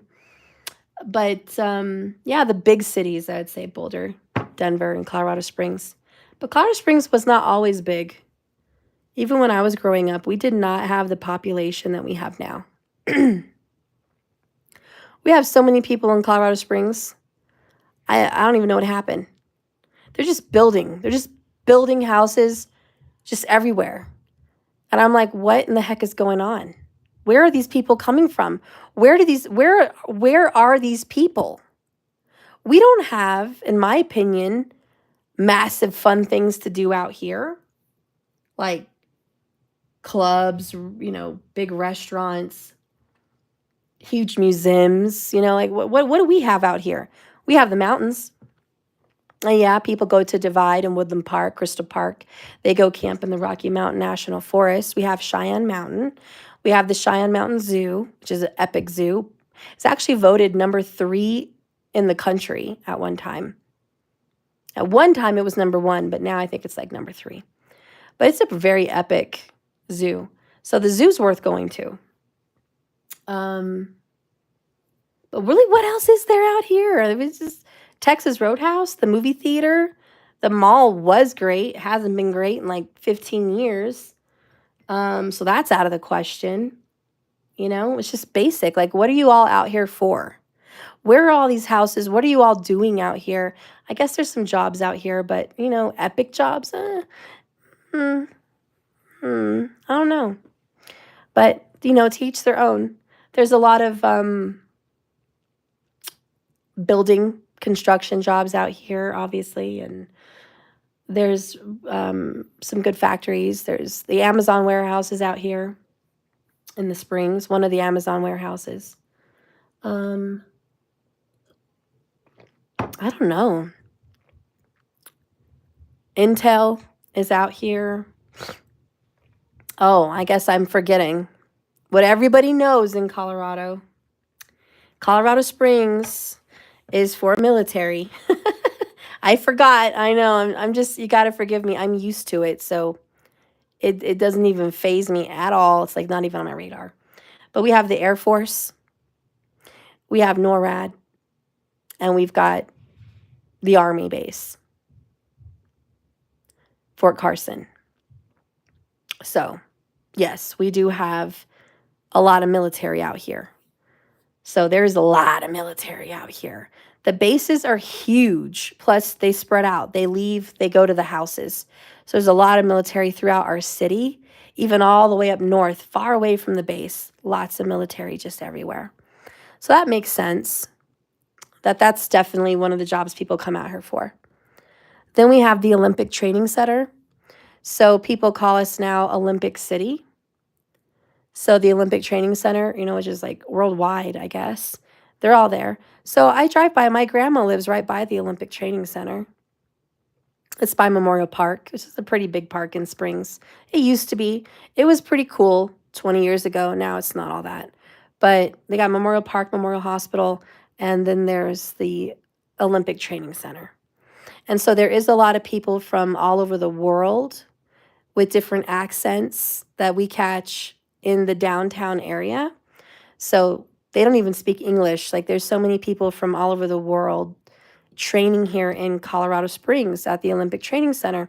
And so they have dorms, if you will. They have like tons of dorms for them to sleep and stay at.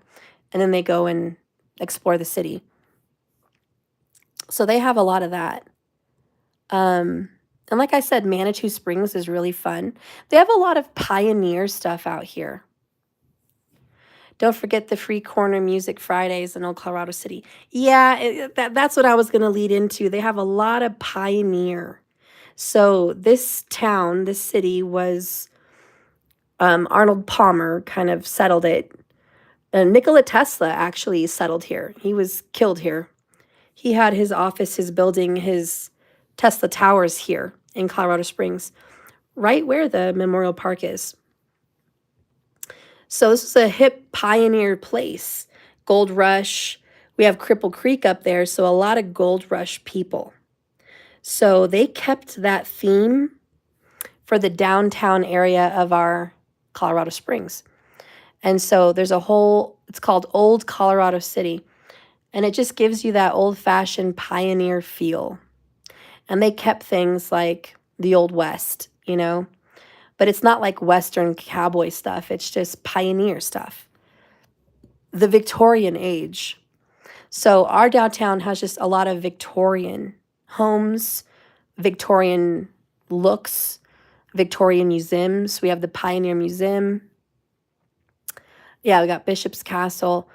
We've got several houses that turned into museums.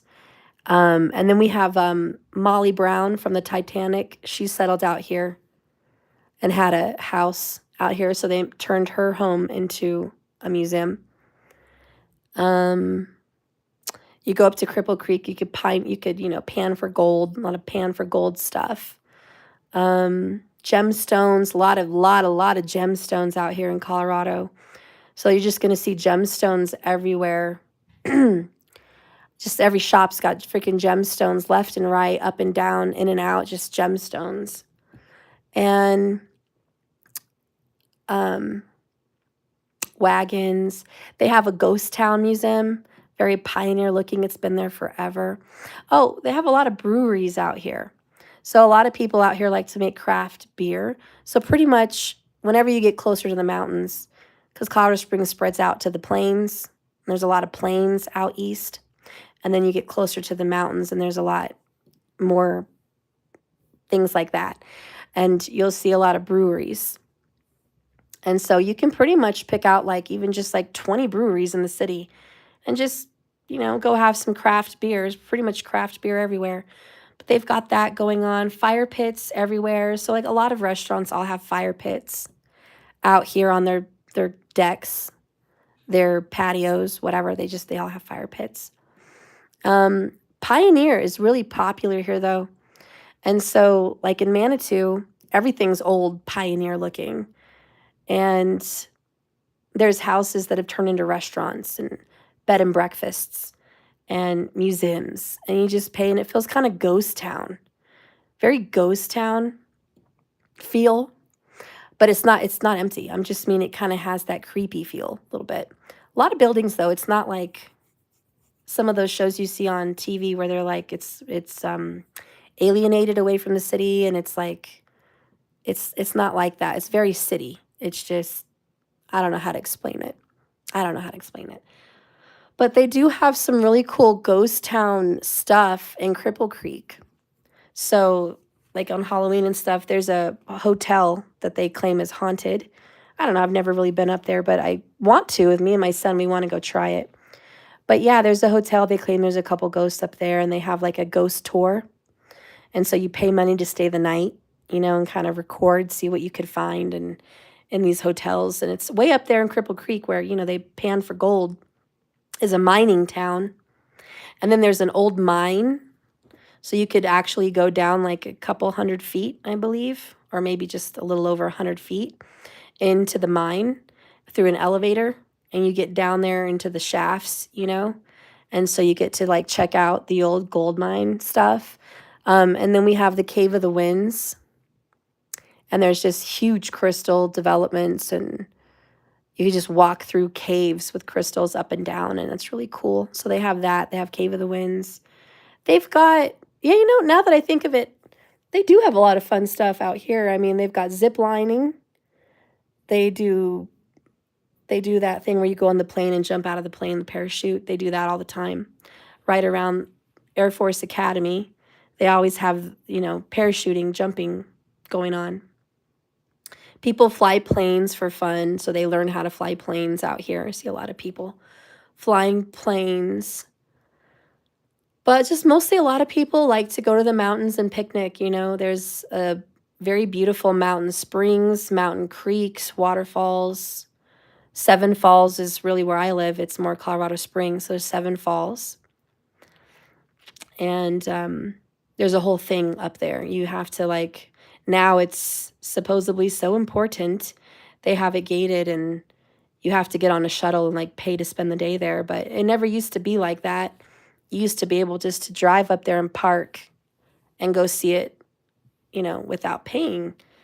But now you have to pay to go see it. So whatever. Whatever, Colorado Springs, trying to make money. Oh, but one thing you're definitely going to see out here that you will just love is potholes. We have so many potholes. We should be called Pothole City. And I don't blame it. It gets cold at night. It freezes, you know? So when it rains, when it snows, it busts up the roads. So we have some bad roads. I'm not going to lie. We do get some bad roads. They're always paving the roads, redoing the roads. It seems like an ongoing thing. They're always at least just going around and filling potholes. But with the ice and the rain and the coldness and then the hot, it just expands the asphalt. So I'm not a fan of it. And I'm super irritated. Markers, have you been to Helen Hunt Falls lately or Seven Falls? I don't know how often you've been up there. They just recently put a darn gate in front of the opening road that takes you up there. I'm super irritated. Everyone in the city grew up being able to drive up that mountain road and go park at the Lookout. You remember up there by Gold Camp Road at the Lookout, you know, to see the city and the stars and all that. They freaking put gates. And now it's closed at 10 p.m. I'm thoroughly irritated. When did this happen? I'm just beside myself because that was part of growing up here, being able to drive up there and look at the Lookout. They had vandals, of course, you know, it's ridiculous at this point. But I'm like, that's such a bummer because my kids will never know what it is to drive out on the Lookout. Painted the rocks. Oh, that is such crap. And you know what? You know those people came from California. No offense, Californians. We have a lot of Californians out here. You ask everyone, are you from Colorado? Are you a native? No, I'm from California. This has basically become California. We've changed a lot. I don't see a whole lot of natives out here. And it's gotten a little bit expensive, a little bit more expensive than it used to be to live out here. It definitely changed. Like I said, they're building so many houses out here now. I'm shocked. I didn't think we had that many people in our city to fill all these houses. That's how surprising it is for me. I need to go to city council. Yeah, I'll look at it. But I'm just surprised. Apparently, we've got over 1 million people in Colorado Springs. It wasn't even 10 years ago. We had like 250,000. We might be close to 1 million. Maybe we're not quite. But it's like 800,000 to 1 million. Like we're close. In Colorado Springs. Markers 5 million? Well, I haven't checked lately then. Oh, in the surrounding area. Yeah, it's a lot. And like I said, guys, 15 years ago, it was like 250,000 people. So now there's freaking millions. Like what? This is what I'm saying. Like, where are these people coming from? Where are they living in all these houses? They keep building out east in the plains. They get further and further away from the city. And it's just spreading like wildfire. Falcon, Black Forest, just even Ellicott, just out east is getting filled. Anywhere outside of Mark Shuffle, just pushed out east is just full of houses. And now it's going north. So they're starting to build more and more houses between Colorado Springs and Monument. That's about to touch. That's like, they're not even going to be a separate. Monument and Colorado Springs isn't even going to be separate, probably in like 10 years. It's just all going to be meshed into the larger Colorado Springs, and Monument will just be north at that point. But I'm like, what is going on here? So it's just crazy.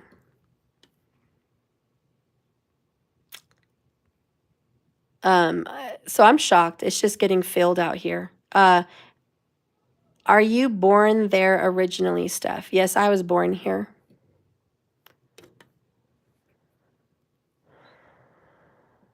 A 1-bedroom for $2,500. What? Tamika, where do you live? A 1-bedroom for $2,500? Amanda Stokes, I keep wondering how northern folks keep ending up out here. Like, how did you all even hear about us? Yeah. Yeah. Well, it brought the crime with it. It brought the crime.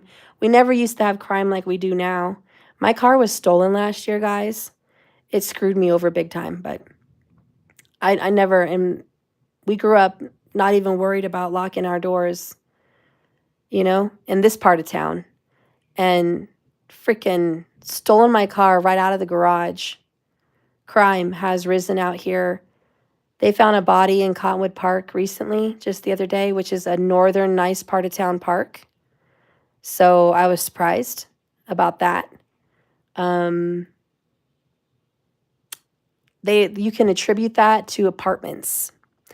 They have built 2 apartments in the nicer northern part of town area to go along with more housing, more affordable housing for different areas to spread out what they think is fairness between the classes of people.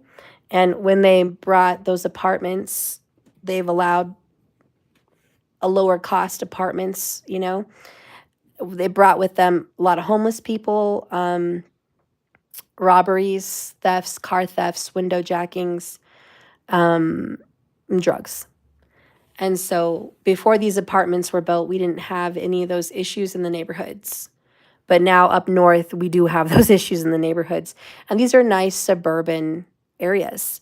So the apartments is what, in my opinion, really caused some damage to the suburban areas.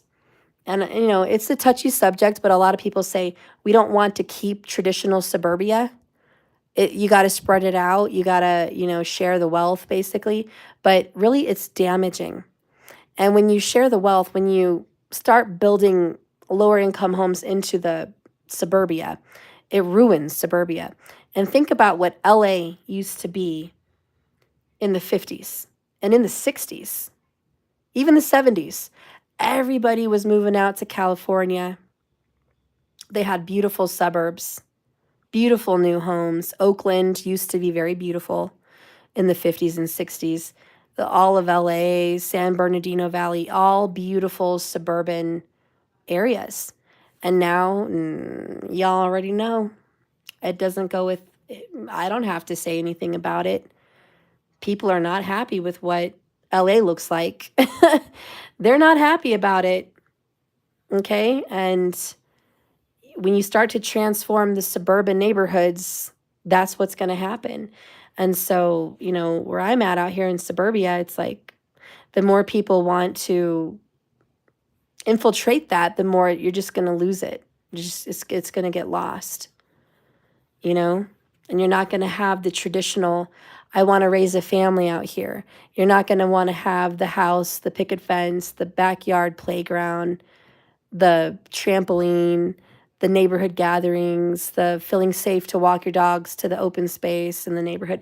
You're going to lose all of that fun that people had purchasing homes out here in Colorado because they're ruining it. I'll just ruin it with all these different kinds of forms of different housing in suburban areas.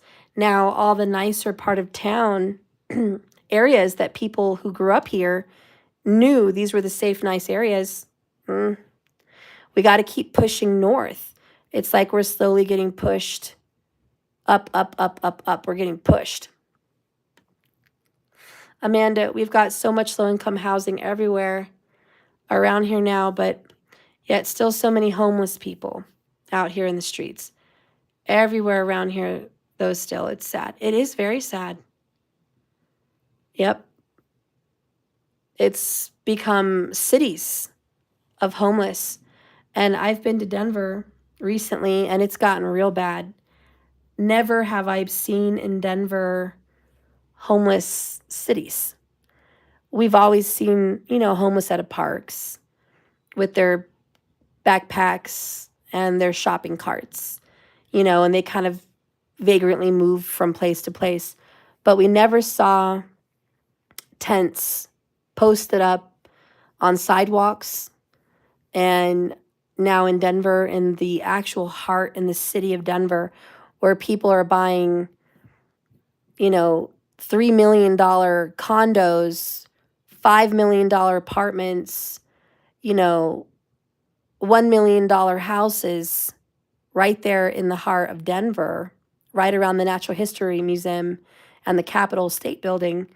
This is the posh part of town. Now the sidewalks are all just full of tents.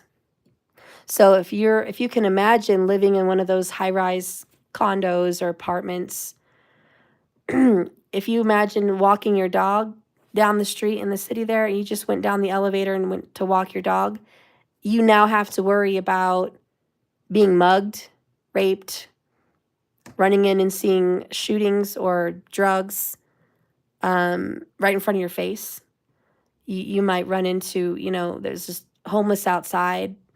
Your car's probably going to get broken into if it's parked around that street. I mean, they got to do what they got to do to survive whatever they're doing, but that's just the reality. That's just the reality right now in Denver. It's like, you want to spend all that money on a nice place. Well, I don't know if that's such a great idea. Like, there's a lot of places in the world where you could build something beautiful and not have to put up with that.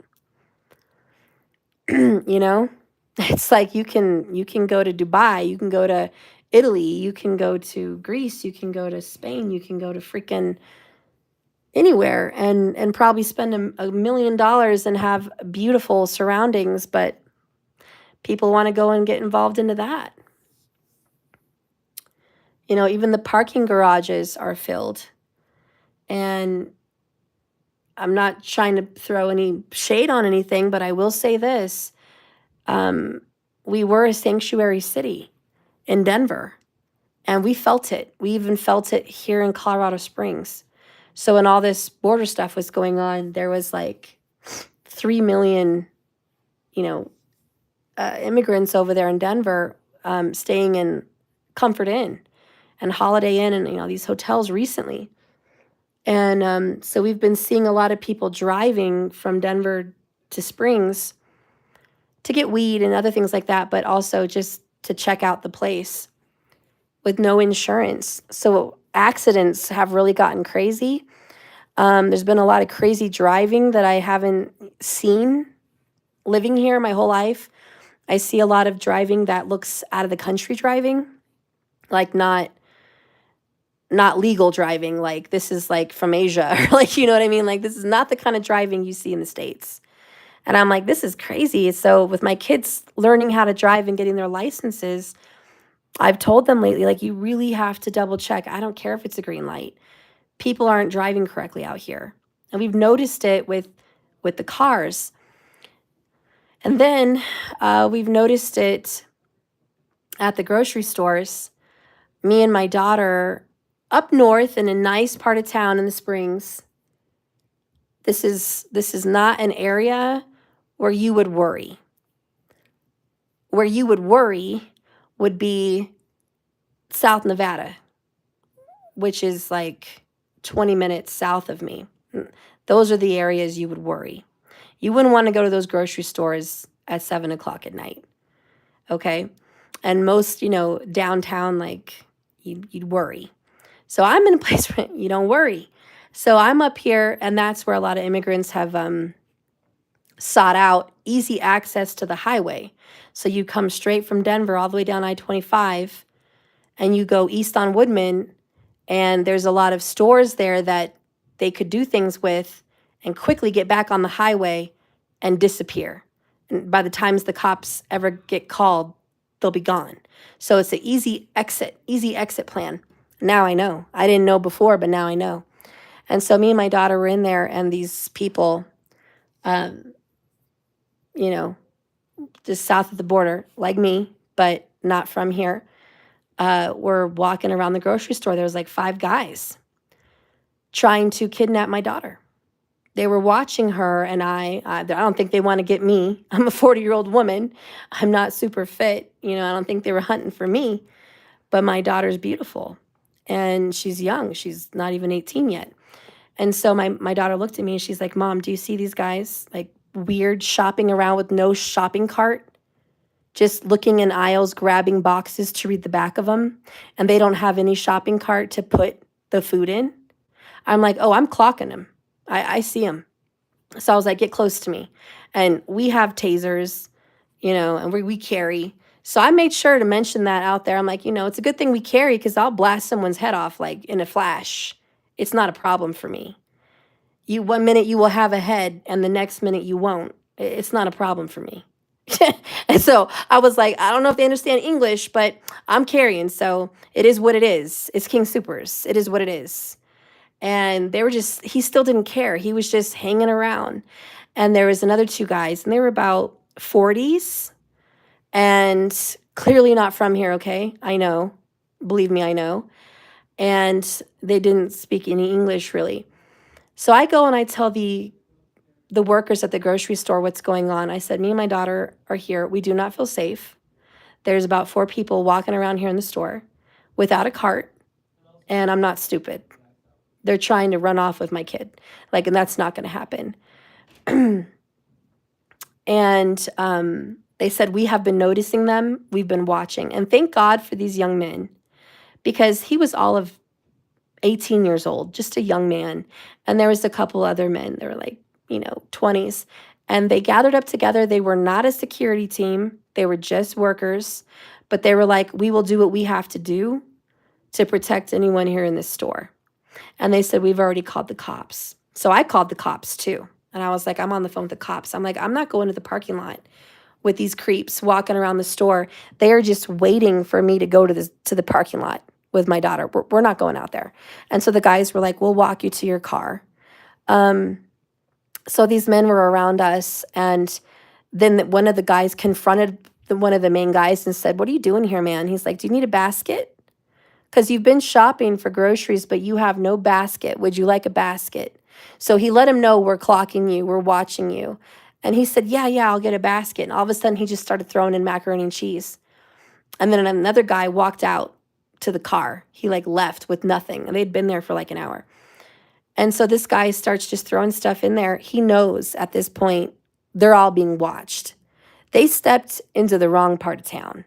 You do not go to the nice part of town and act a fool, because everyone's going to clock you. You're out of the ordinary. You're sticking out like a sore thumb, okay? They would probably get away with that down south, but they're not going to get away with that up here. So I'm like, And so the cops showed up, and when we walked out to the car, there was a vehicle in the parking lot towards the edge of the parking lot full of 4 more illegals, okay? They were just illegal. And they were in the car with another vehicle warmed up waiting. They were pointed towards the edge of the road to leave. They definitely had a plan, and the cops were there. They're like, clearly they had a plan to grab someone, throw them in the back car, and leave. And the cop was like, he's the one who told me.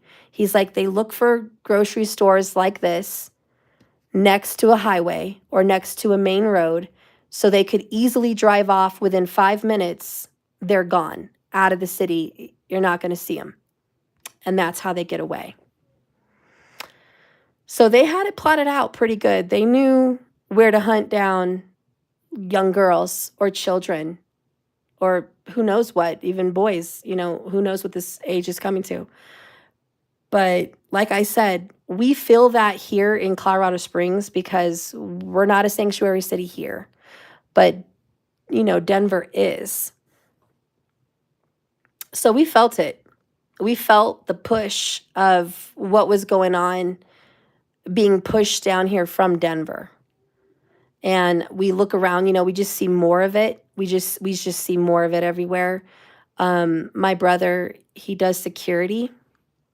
So he works at a lot of Maverick gas stations doing security and stuff. He said that as he was watching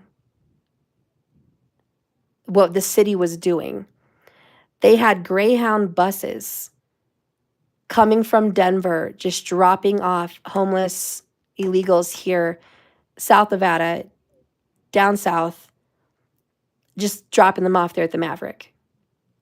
And when he spoke, because he's a security guard, when he spoke to the driver, they said what they do, that's what they do. They just take them on the bus and they go and they drop them off. They might drop them off, from Denver to Colorado Springs. They might take them to Texas. The Greyhound goes everywhere. A lot of people were going to Texas, Florida, New York was really popular. So a lot of people were getting dropped off in the sanctuary city in Denver and being transported on the Greyhound to other places. And that's just, I know there's a few sanctuary cities in the country, but that's definitely one of them. And so we definitely felt that and kind of what's been going on. It's noticeable. It's changed. It's changed the way Colorado Springs feels. It's changed. Just the crime, murders, shootings, rapes, kidnappings. But, then it goes along with the fact that we have millions of people now, where before we only had like 250,000. So I know that contributes to a lot of it too. A lot of people are coming from California. Most of the time when I ask where people are from, they're usually from down south, like Alabama, New Orleans, Texas, or California. I've never really run into people from like Montana or Idaho or Utah or Arizona. Like I haven't run into anybody from like North Dakota or, Tennessee or anything like that. Like there's just, there's just a lot of states that I don't see people from. But I see, I see a lot of people from certain areas. We do get a lot of, believe it or not, Samoan people. Like, I don't know what's going on over there, but we have and I'm happy because they're awesome people. They've got great food. I have a lot of Samoan friends, but you would never think people from an island would come to cold Colorado. We have a lot of Samoans. Got a whole Samoan culture building up out here. So that's fun. That makes Colorado colorful. I love the Southern people too, coming from the South. I wish we had more East Coasters. I love the East Coast accent. I would love to see more people from the East Coast in Colorado, but for whatever reason, we just don't see them. And when I do see people from the East Coast, all they want to tell me is this is boring. Colorado is boring because they don't want to go outside and hike. They don't want to go to the creeks. They don't want to go to the pioneer museums. They want good restaurants and they want fun places to go, like indoor fun places. And I do think Colorado needs a lot more indoor fun places.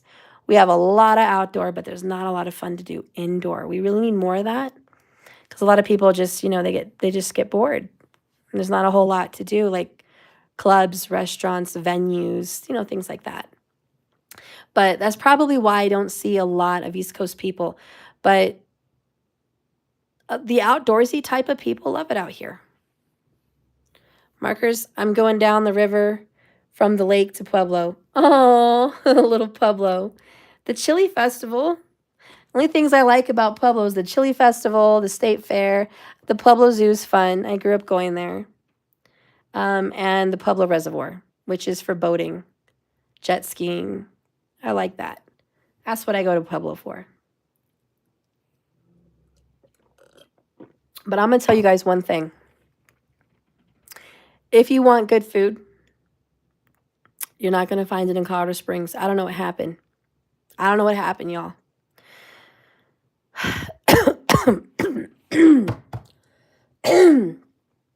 There is like 5 good restaurants in Colorado Springs. Very few. Maybe a little more than 5. But a few of them are chains. So that doesn't really count. But the good chains to eat out here is Texas Roadhouse, Old Chicago's. What's another good chain? Oh, Red Lobster. Duh. That's a great chain. The Juicy. I think that's a chain. I'm not sure.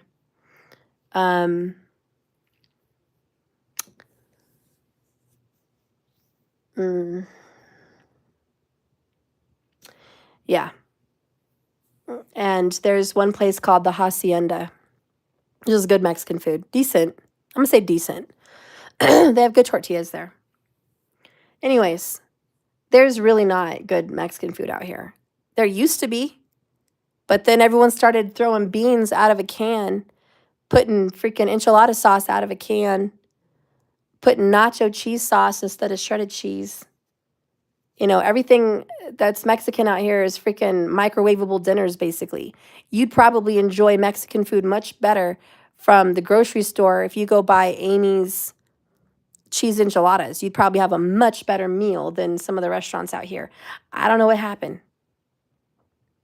I don't know what happened. We used to have very good food out here, and now, no. Hell no. It's sad. Everyone's like, I'm going to pop up with a Mexican restaurant. I'm going to have a Mexican. None of you are Mexican, basically. And if you are, I'm so sorry. But who taught you to cook? And I feel bad because these are my people. Okay, these are my people. There's no good Mexican food.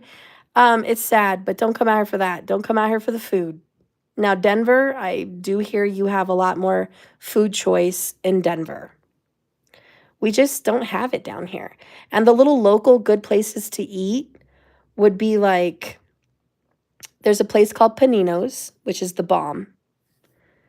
It's like flatbread pizza bread, and they make a whole bunch of different rolled up sandwiches. They toast it like a pizza, and then they roll it up, and it's like the club is my favorite. So Panino's is the bomb. That's definitely the bomb restaurant. That's a local that there's nowhere else. Yeah, let's see. What's another local? Like the Hacienda, like I said, that's a really good place. The food could be better, but the tortillas are good there. It's like one thing that's good there. Gosh, there's just not very many. Rudy's Barbecue. That's out by Old Colorado City. That's pretty good. Bubba's. They have really good burgers and really good food over there. It's like a local spot. It's very good.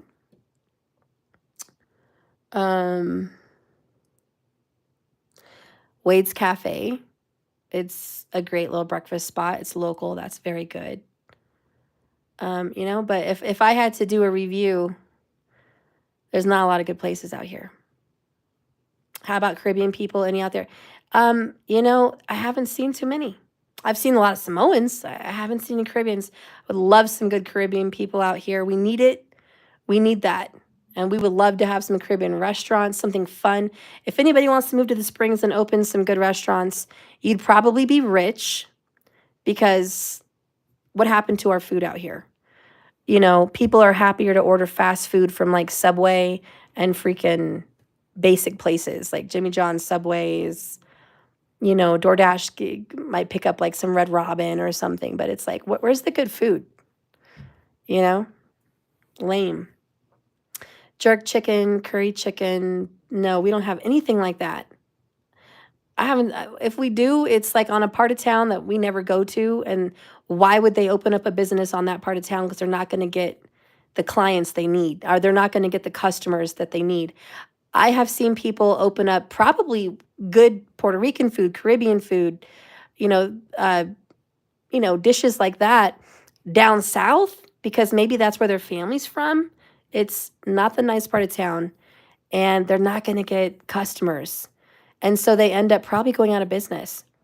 If you want to open up a business, you want to go where it's flourishing. You want to go where there's the suburban, where there's a lot of homeowners, where there's a lot of people with children that want to go out to eat and spend their money, and they need to open up their businesses up there. But a lot of people stay down south, and I'm like, why? Your businesses are failing. But whatever. But we also could use a whole lot more kids' places indoors. When I went to Florida, I was so impressed with their parks. Their indoor water parks, their indoor parks. We don't have a lot of that here. And like just so many places have like epic malls with like things to do. And it's like all we had was glow golf. Like we're tired of glow golf. It's lame. We're done with it. And then they've got putt-putt, which is fun. One of the only few fun places here. And it's got a waterfall, and it used to be epic when I grew up. But it's like run down. And now somebody took out the go-karts, which was a huge mistake, huge business how do you say flunder, whatever. Big mistake. Took out the go-karts, ruined it. I know they lost so much money. They also used to have bumper boats, took it out. I know they lost tons of money because no one wants to go. And now they've got blow-up ninja courses. I'm sorry. Maybe you all enjoy ninja courses. I don't. My kids don't. I don't know a lot of people that do, unless you're like a super ninja person. And they're probably thinking, oh, it's a military town. A lot of, ninja courses are good. Honey, no. The military is tired of working out. Okay? They have their morning workouts. They work out every day. They're not trying to go out with their kids and go work out at the ninja course. It was a foolish move. It was a bonehead move. And I wish I could talk to these business owners because stop with the ninja courses already. No one out here cares and they're losing business daily.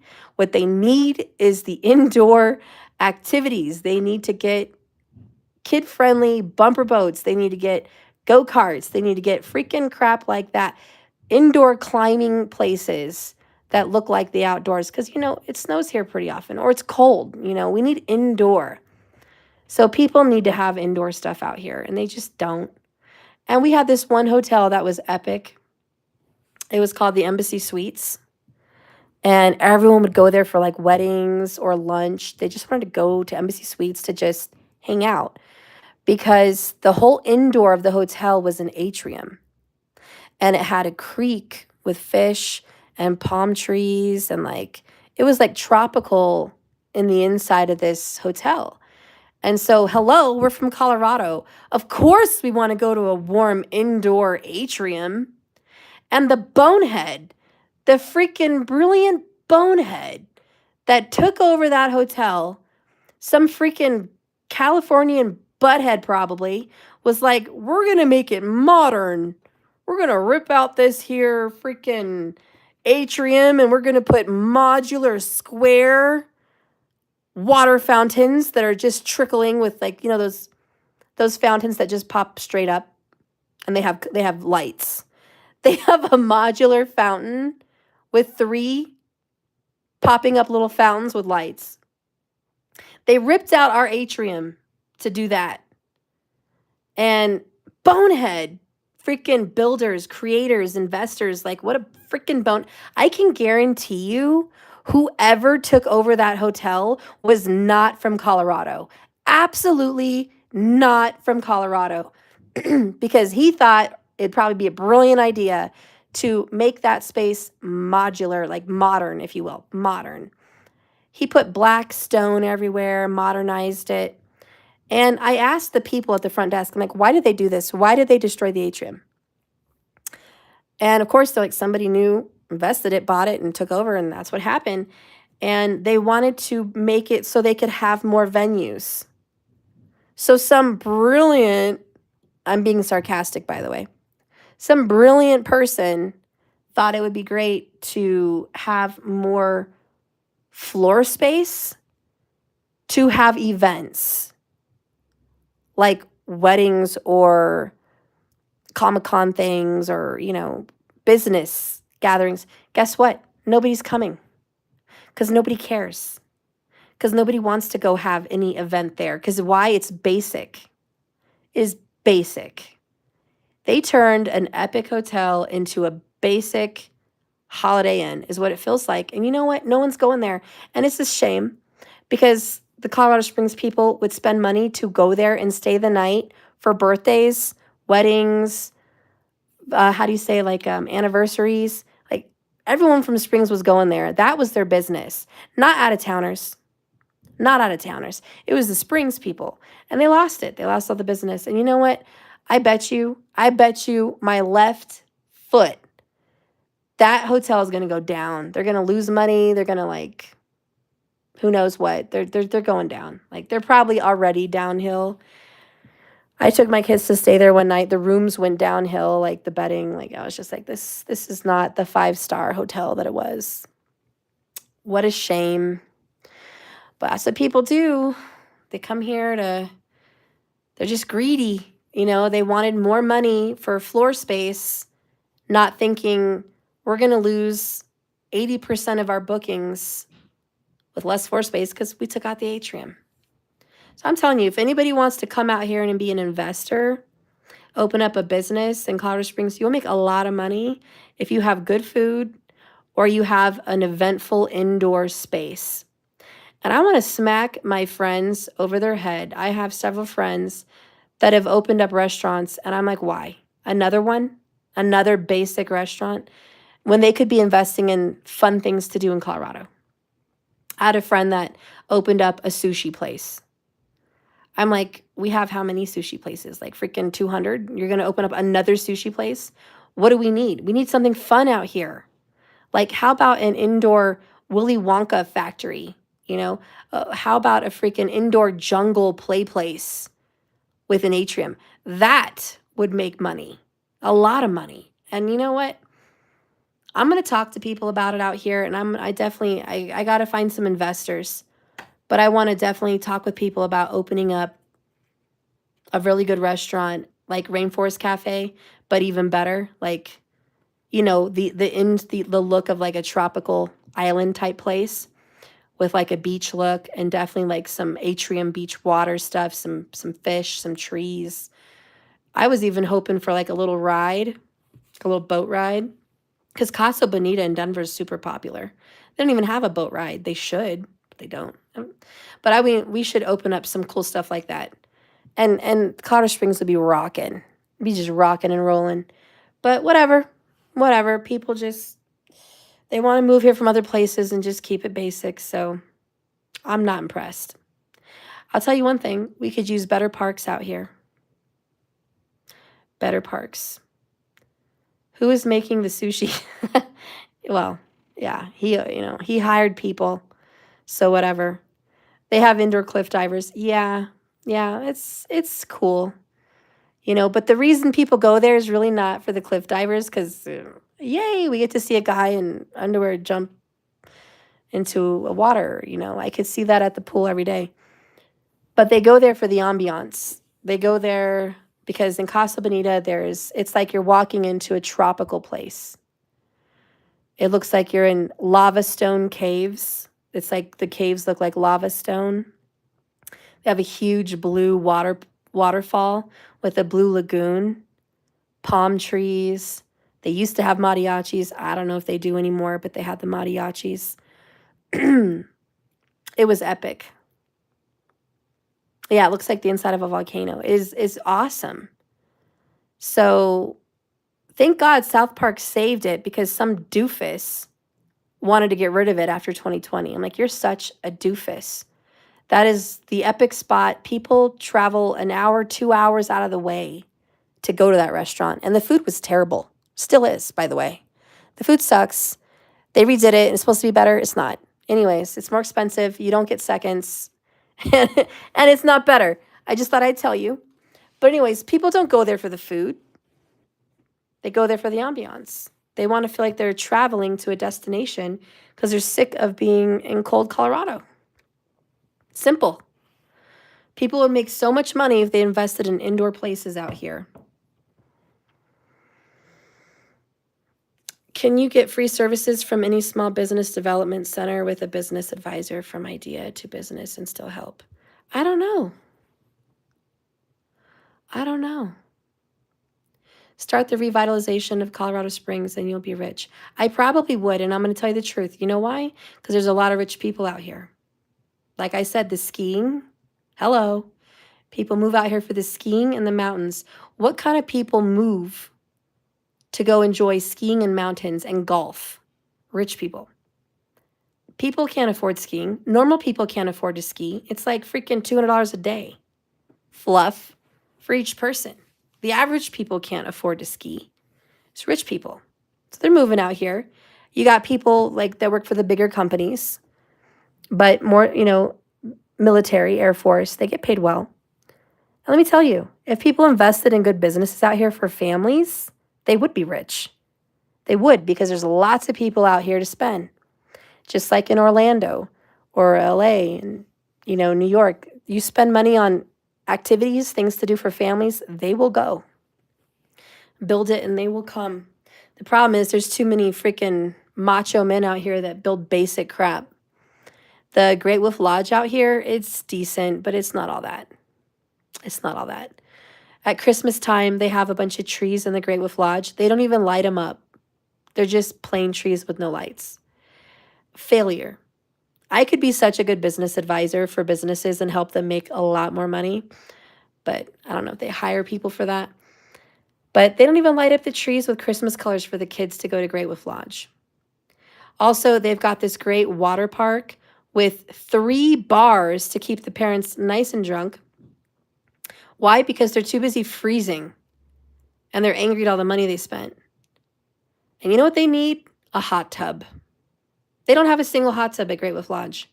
And I don't think they have one in California. I don't think they have one wherever else they have Great Wolf Lodges, but they don't have hot tubs. They don't have jacuzzis. If they would invest in spas, saunas, jacuzzis, parents would be happy to spend money there. They're already spending hundreds. But if they had a chance to warm up and eat some good food, they'd be happy. That's all we old people want. We just want to be warm. We want to be fed, and that's all. We just want to be happy. Just show us a little something that's pretty nice. We're happy. We're happy. But they keep people freezing.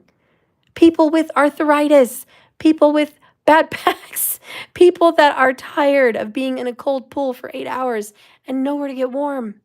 Just hopping out of the cold pool and shivering with their little towel on their little cabana, freezing with, by the way, it's air conditioned. So that's just fun. You know? Eat Meat, you could offer your services as a holiday decorator and change them. Yeah, the only problem with establishments like Great Wolf, they're a franchise. So what you do for one has to be uniform for all the other Great Wolves. They won't go out of their way and do something that the other Great Wolves aren't. And so because the other Great Wolves are probably not decorating, like with lights, they use like bulbs and stuff, but if they're not decorating with lights, they're not going to do it either. And it's probably some stifler that's like, we don't want a high electric bill. Really? Okay. But I would like to know, how much money are you wasting every month on booze that no one's buying? And the water running in that park, that it's not full of people because the locals don't want to freeze. People need to know their clients, their clientele, their customers. Now, it might be lovely to not have a heated pool in California or Florida or somewhere nice where it's hot. You could probably have a hotel and get away with not having a heated pool or a hot tub because everyone's hot, even indoors. But in Colorado, we really want those hot waters, man. I'm just saying, it's cold outside and now we're cold inside. Yeah. People just don't know their clients. They just don't. And when I did property management and I was leasing apartments, there's a lot of apartments out in Colorado. You guys know that. But they had, there's like 600 apartments in a complex, right? Let's just go ahead with 600. That's pretty average out here. They have one small building for 3 bedrooms. One small building. They had a total of 6 3-bedroom apartments. 6 out of 600. And the investors, which I met with, came from, you guessed it, California. But they came out, there was 3 guys, and they bought that land and they built those apartments. And we went for a meeting with we called it a lease up. And we were leasing everything up. And I said, the 3 bedrooms are going really fast. And I had been there for like a year. We saw them, they got leased out. They were the most desired apartments, was the 3-bedroom, because more families were renting. So more families wanted the 3-bedroom. And there wasn't many options in Colorado Springs. Like hardly any places have a lot of 3 bedrooms. Not nice ones. These were nice ones, And they were like, well, not a lot of people rent 3 bedrooms. I'm like, you're dead wrong. That's your problem. There's plenty of people that want to lease 3 bedrooms.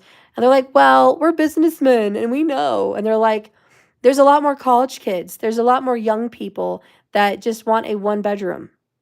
There's a lot of couples that are under a certain age bracket and they just want 1 bedroom. So 2 bedrooms is more common for families. I said, listen, I'm a mother of 2 kids. We don't want a 2 bedroom. We want a 3. I have a boy and a girl. Do you think I want to rent a 2 bedroom? No. I want to have a 3 bedroom. People have boys and girls. Want to have a 3 bedroom. Like, not only that, a lot of people have home offices. Maybe they would like to have a bedroom for their kids and a bedroom for their office and their bedroom. And they're just not thinking. I'm like, I don't know why you guys didn't build 10 times more 3-bedroom apartments, because they're way more expensive than the 2s and 1s. You would have got paid, but you don't have it. And now they actually had like probably 40 1-bedroom apartments just sitting there not rented for a while. Like, it took forever to rent them out, and they were giving so many freebies to get them rented, like free rent for a month if you rent this 1 bedroom. We were like talking people into 1 bedrooms that had kids. It made no sense, but we had to talk people into it because the 1 bedroom was $1,200. The 3 bedroom was $3,000, but it was 1,500 square feet. That's bigger than some houses. So you have to understand the size of that 3-bedroom apartment was epic. But, families want that. And it has all the perks. It's got the pool. It's got the hot tub. It's got the gym. It's got the walking trails. It's got the views. It's gated. It's easy to go to restaurants and shopping. Like, people want that kind of a lifestyle. It's very urban. So a lot of people like to live like an urban lifestyle. They don't want to have a country home. Me, I love to have a cabin in the woods. Like, that's what I want. But not everybody wants that, Anyways, I'm talking your guys' ears off. I'm delirious. It's late. I don't know what time it is. It's dark. I'm sure it's after midnight. I'm going to let you guys go. Cabela's is the first place in Colorado Springs. Oh, nice. Tamika, thank you, Steph, for sharing and giving your view on Colorado. It's eye-opening. Thank you. Our cabins out here in the Smoky Mountains have hot tubs outside on the porches and stuff out here. That's beautiful. I'm sure it is so beautiful out there. That sounds gorgeous. Oh my God, it's 1:40 a.m. All right, guys. Well, I'm not trying to bash my city. It's still, we have the mountains. It's beautiful. I live in a great place. I love my home. It's a lot of nice suburban neighborhoods still out here. But yes, there's been changes. So I'm just letting you guys know, believe me, in the last few years, there's been changes. And it's not for the better.